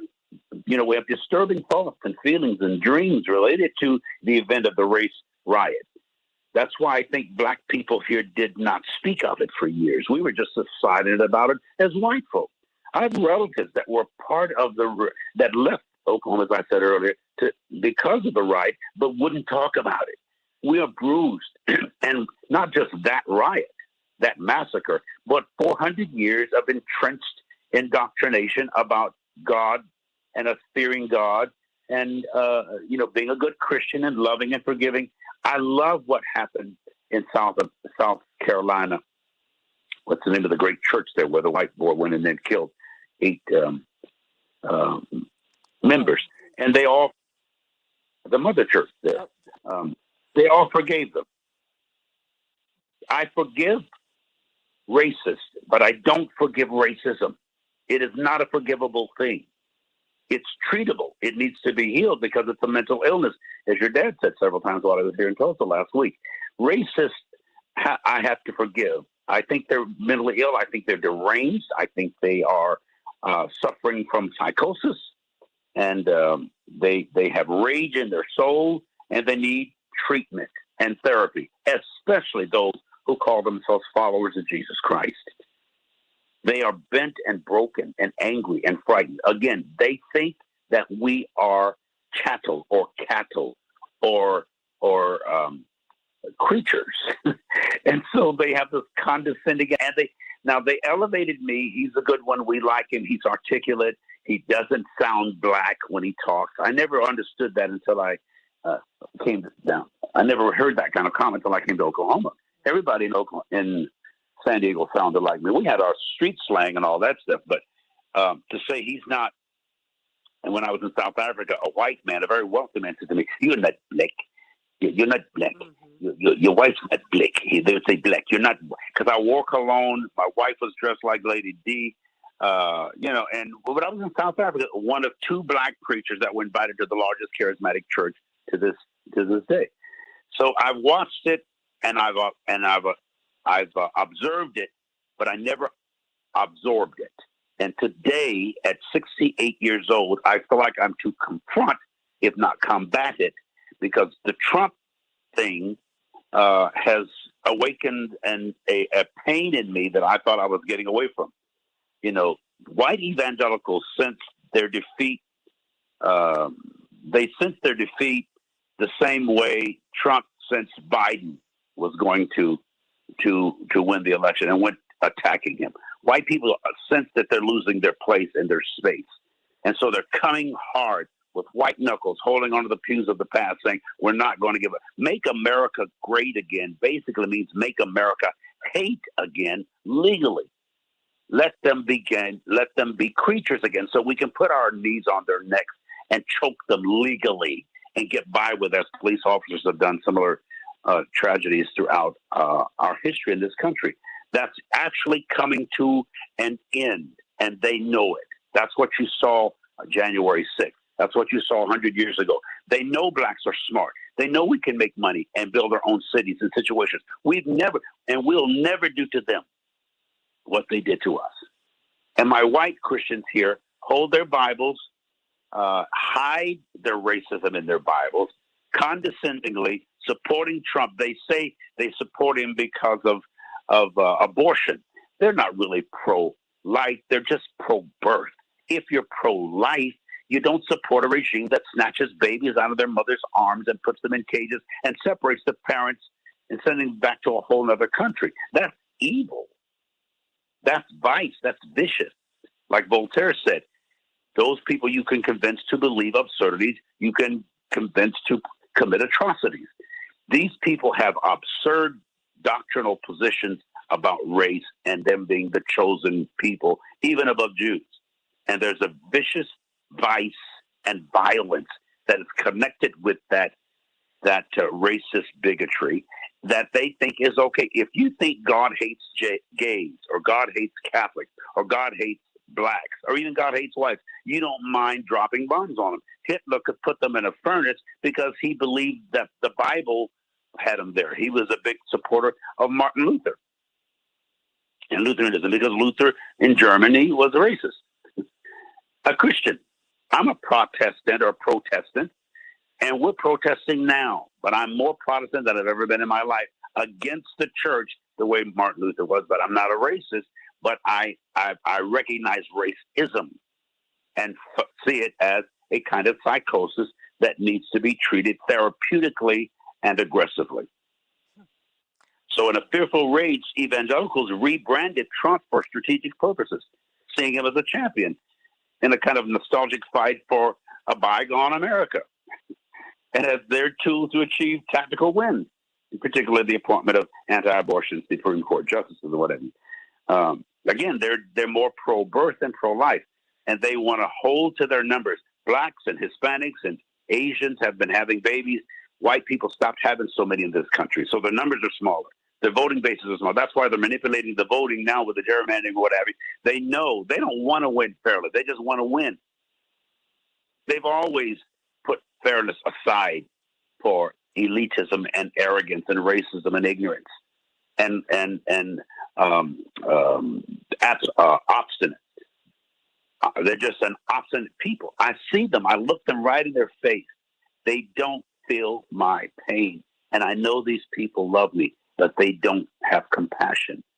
Some of the best people and friends I have are white, and I know they love me and like me, but they see me differently than them, and they can't make themselves accept me as their equal because they feel like they are the Anglo chosen King James vision version vice of the world, and they are to preach the gospel to the people. Now, no one group has sent more money to evangelize Africans, Asians, Indians, or whatever than white evangelical Christians, more than non-evangelical.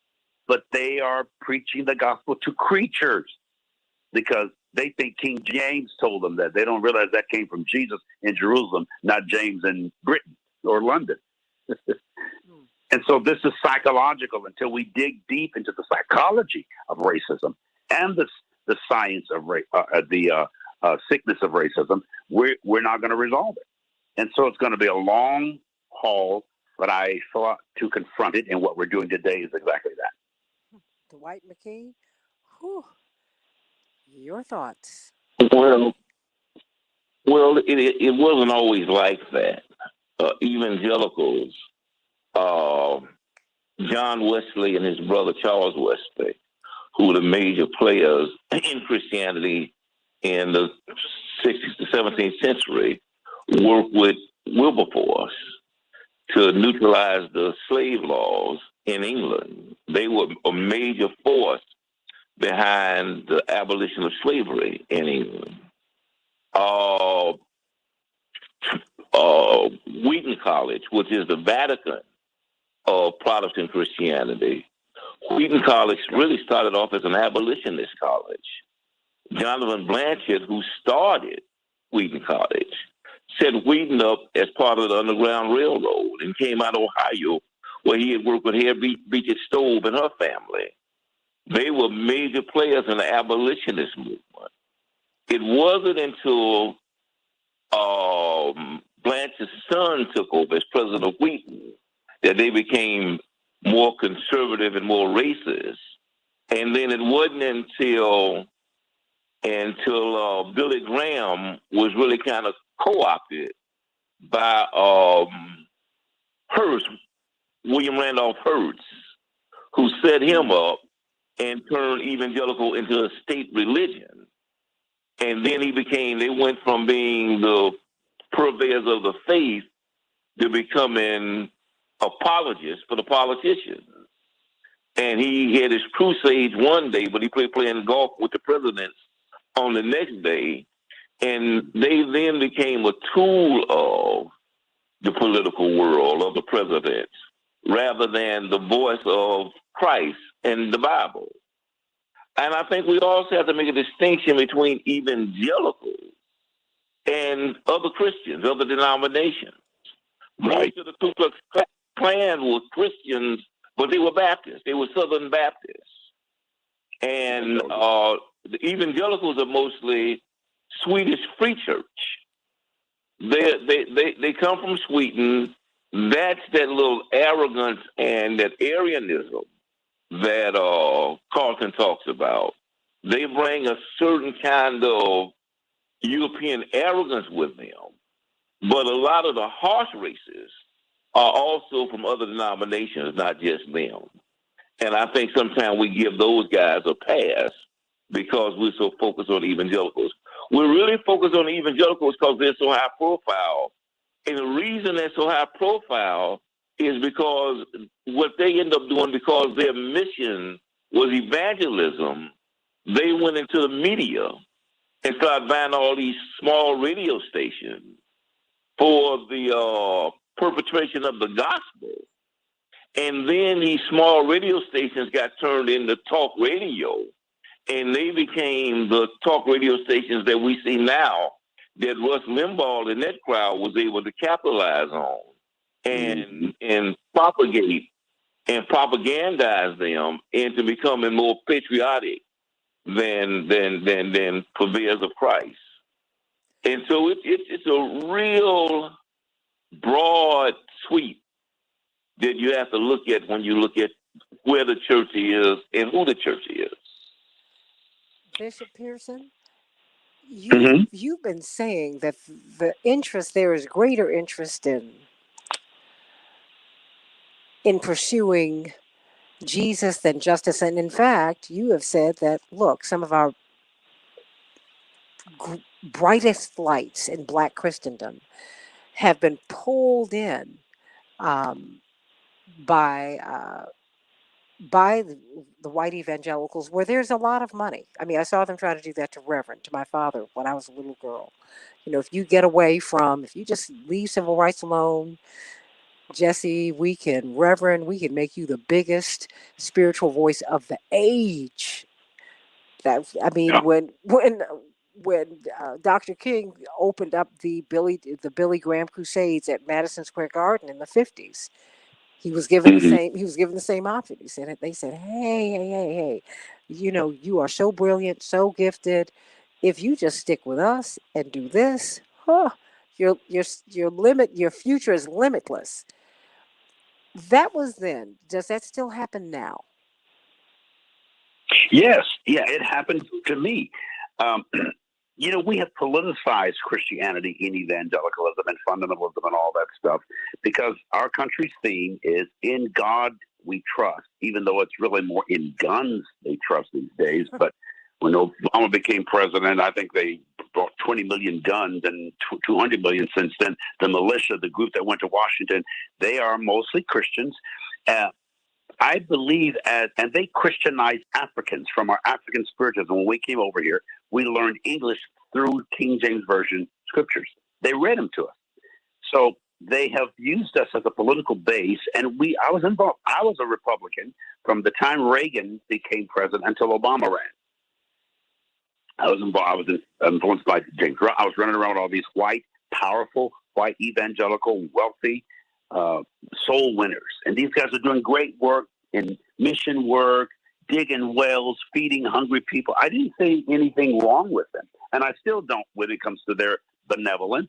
And as Dr. referenced, their evangelical outreach to the world. I was so Christianized, I forgave racism because we were reaching the world for Jesus. And that we're dealing with generations of that within African American consciousness. Baptist churches, Methodist churches, AME, we're all Christians. And so there's a divide, but we don't know the history. The subtle racism became more conspicuous to me when Trump became president. Now, I've always known it was there, but when they backed him and he was an open, loud, boisterous, not unapologetic racist, I found that very bothersome. And I couldn't make the connection except it to be racism. I mean, a guy who says he doesn't believe in forgiveness, was a misogynist, open racist, attacked females, attacked ethnic people, called us coming from shithole countries and all that kind of thing.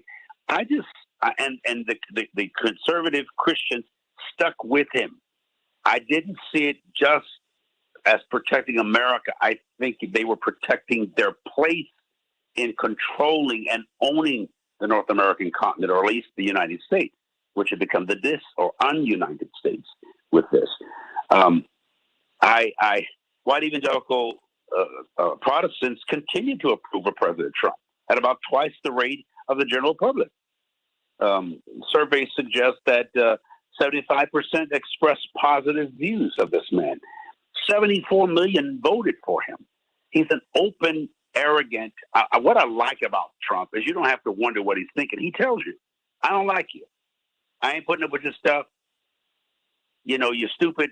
You're low life. You know, he just says what he says. That part I actually respect in him, even though it's arrogant. But the people who are behind the pews holding their Bibles and hiding it, they're giving big money to black churches and black preachers to keep their support in the fundamentalist conservative camp. They did it and offered it to me. The faith-based initiative, I can name 10 major preachers that I sat in Boca Raton with. Before George Bush used the term, we were using it. And a lot of money was on the table, billions. And I didn't recognize it until shortly after that, when I left the movement, that these people were setting us up to have the biggest churches, they need big black preachers like Jesse Jackson, Dr. King, who are conservative to keep black folk in the conservative camp. So they'll fund and support and make large donations to black churches and make them mega churches or mega ministries and keep them in the camp. As long as you don't talk about racism. Race. If you don't deal with Notice justice. Right. And notice how some of them don't, Santita. You don't hear a peep out of them about it. Yeah.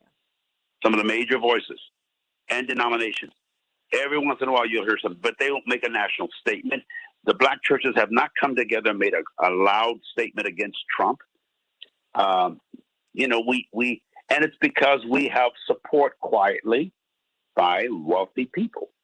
And I hate to bring that out, but it's just there. No, but and I I think I can't need to. tolerate it. I literally have about 90 seconds. You know, Dwight, with all due respect, I want to give them to Bishop Pearson because there's I think that you're sharing some truths with us that are very uncomfortable, but that's the role that you stepped into, and we thank God for that. I mean, Will said that he needs a drink this early in the morning. Now that he's heard you, Bishop, the last. Well, evangel is the Greek word for gospel. You meaning good, angel, message or messenger. It's supposed to be good news, God news, glad tidings. And so they're not really preaching Christ. They're preaching crisis. You'll hear it in their pulpits at most Southern Baptist churches and Assembly of God. They're preaching crisis every Sunday. How bad the world is, how the progressives and liberals and gays and abortionists are taking over, and we got to stop them, and all these commercials with integrated couples and gay couples. This is a 21st century thing. The millennials are leaving the churches by the thousands. Actually, they're not even going to the churches. We have a generation, as Scripture says, who doesn't remember Joseph. They're not interested. They're into science. My Apple phone has an apple with a bite out of it. We done already from the tree of knowledge of good and evil. iPad, iPhone, iGlass. 1 minute. Technology and science in a way that that is changing, and the church is still, even the black church particularly, is still saying, "Hang on to the old way." I love those old songs. I'm known for the old songs and the old ways, and I love them. But I also realize that's not going to work in the 21st century the same way it worked so powerfully and prophetically in the 20th century. It was what we needed, the Mayor 30. and the caravans, and even Aretha style and C.L. Franklin style and Dr. King. This is the 20th century, and now we have to adjust, reconfigure our approach for the 21st century. That's going to be it, everybody. You know what? We're going to have a part two. Dwight McKee. Whew, 10. Dwight is brilliant. I understand and agree with everything he said. I get it. Oh, no. He went way to the history. It was powerful. Well, you know what? You're powerful, and we thank God for your witness and for standing strong and for helping us to become victorious. Everybody, I love you. Can't wait to be with you tomorrow. Of course, if you want to hear the podcast of this show, go to WCPT820.com/Santita and tell everybody about it. I'll see you tomorrow on the Santita Jackson Show. Wow, wow, wow. Told you this was going to be a great one. We love you, Bishop Carlton Pearson. And people are still listening to those Azusa CDs like I do. I love you, everybody. Love you, Dwight McKee. Thank you, Paul. Love you, love you, love you, love you, everybody. God bless you. See you tomorrow on the Santita Jackson Show. Whew. Dwight McKee? Yes. Oh, thank you so much. Oh. Ooh. Hope we didn't get you in. Bishop Pearson? Yeah, call me back for his testimony, don't he? Oh. Oh. More money than death. Oh, look, he just kept and he kept on when we were down in. But you know what? I hear the passion, and I hear the honesty, I hear the earnestness, I hear the forthrightness, and I also hear my father's story. I now understand why Dr. King said to him when he was a semester shy of getting his master's in divinity at the University of Chicago. He said, "You need to come with me, because the ministry that you will have, I can teach you more about ministry than they can ever teach you in that seminary. Come with me." And thank God, this was the last 3 years of Dr. King's life. But he knew that my father was going to go down that road and not the other one. Now, mind you, I'm not mad at anyone, because I have to tell you, Bishop Pearson, I'm glad you were over there. It makes your witness especially powerful now, because you know how it works. And now I understand my mother more, because different people came for me after I sang at the Clinton inauguration. Different big white evangelicals and such came for me, and my mother stood in the way of it. She said, I don't know what they want with my child. And mind you, I'm a grown woman who's like 30. Okay. But my mother did Oh, not really? care. She said, no, no, no, no, no, no, no. I don't She know where discerned it, I think. yeah. She said, I don't know where they're taking you. And she said, and I'll fight you to save you. Boom. That's it. Wow. But Wow. they turned on Carl with such viciousness, and they were so hostile and mean spirited. It was unbelievable. But you know what? The embrace that The he's toxic. getting from black people, as we're looking for authenticity. And I would say from white people who are looking for authenticity, I say red, yellow, black, brown, white, because we have a rainbow family over here at the Santita Jackson Morning Stars and on my radio show. And we come together on principle. And I think that because we are looking for authenticity, we want to hear Bishop Pearson. We want to hear him. And that's it. But the irony is the reason they turned on him. He was talking about loving everybody. He was talking about men want inclusive and more forgiving. That's Yeah, the irony of it all. before this whole no hell thing, I didn't believe in hell. I just didn't believe anybody would be there because of the finished work of the cross. They pushed me further into the no hell. Of course, the more I studied and did the research, I don't believe in eternal doom. I don't see the redemptive virtue in making a 16-year-old kid from the ghetto who never knew his daddy and never knew Jesus and got killed, shot, or run over in a car or something, tormented infinitely, while mercy endures forever. It just doesn't make sense. How can mercy endure forever and a 16-year-old, and I'm talking about cousins of mine, to be tortured? I don't understand the I can't reconcile the moral consciousness of a loving God doing that. Now, some gods may do that. The one I now revere hasn't, won't, and can't torture people infinitely. But that whole concept of a God who can be angered, and we spend our life, that's why the psychosis comes in, trying to appease an angry God or please a difficult God. I saw the psychological erosion of my family. I saw the mental illness that was produced by that fear-based theology. It has messed up this country. These white folks are messed up because they fear God, not because they have faith in God. They have faith in their fear. And their fear is what motivates them. They don't want to go to hell. So they got to go to nasty countries, shithole countries per se, and smell and eat and die. And many missionaries have died, have been killed, trying to do something they didn't really need to do, trying to change a culture they didn't need to change. That culture had permission to exist. But we felt that we need to Christianize it. And they suffered. Their families suffered. Their marriages suffered. Their kids suffered. I meet a lot of bitter kids, bitter adults, And it whose wasn't parents were missionaries. It was to make them white, not to Europeanize them, not to Christianize them. It's crazy. Exactly. It's crazy. Yeah, and colonialism means make them white, not Christian alone. You're right. And we have, this is the first time we've ever talked about this me publicly. So we need to continue the conversation. I'm talking to a gentleman today for my own channel, the same guy that owns the channel that Roland Martin is on. A black billionaire. You met him. I think you left before you got the meeting. He's here in Tulsa. I'm meeting with him this afternoon. He saw that same interview with Roland. Oh. He said, dude, you need your channel. You got to have a channel. I'm going to give you a channel. I'm going to make you a channel. I mean, look, incredible. Incredible. Yeah. But I'm going to have to shut this down. I have to go into a Zoom call. Hello, this is the world that we're living in. Love you, baby. I love you. I love you, Dwight. And we're going to have this conversation. We're going to have a part 2. How about that? Dwight, I hope you've written a book. I want to read it. Write a book, dude, if you have it, and tell your mom I love her. Oh, I will call her. She wants to hear from you. Spoke with her yesterday. Okay. Well, love you. Love you all. So, Carlton, you did learn that the white folks' wrath can last forever. You did learn that. I love you. Wrath can last forever. But it's all right. God's love endureth forever. How about that? Yeah. Amen to that. I love you, everybody. I'm gone. Great day, y'all. Bye-bye. Bye.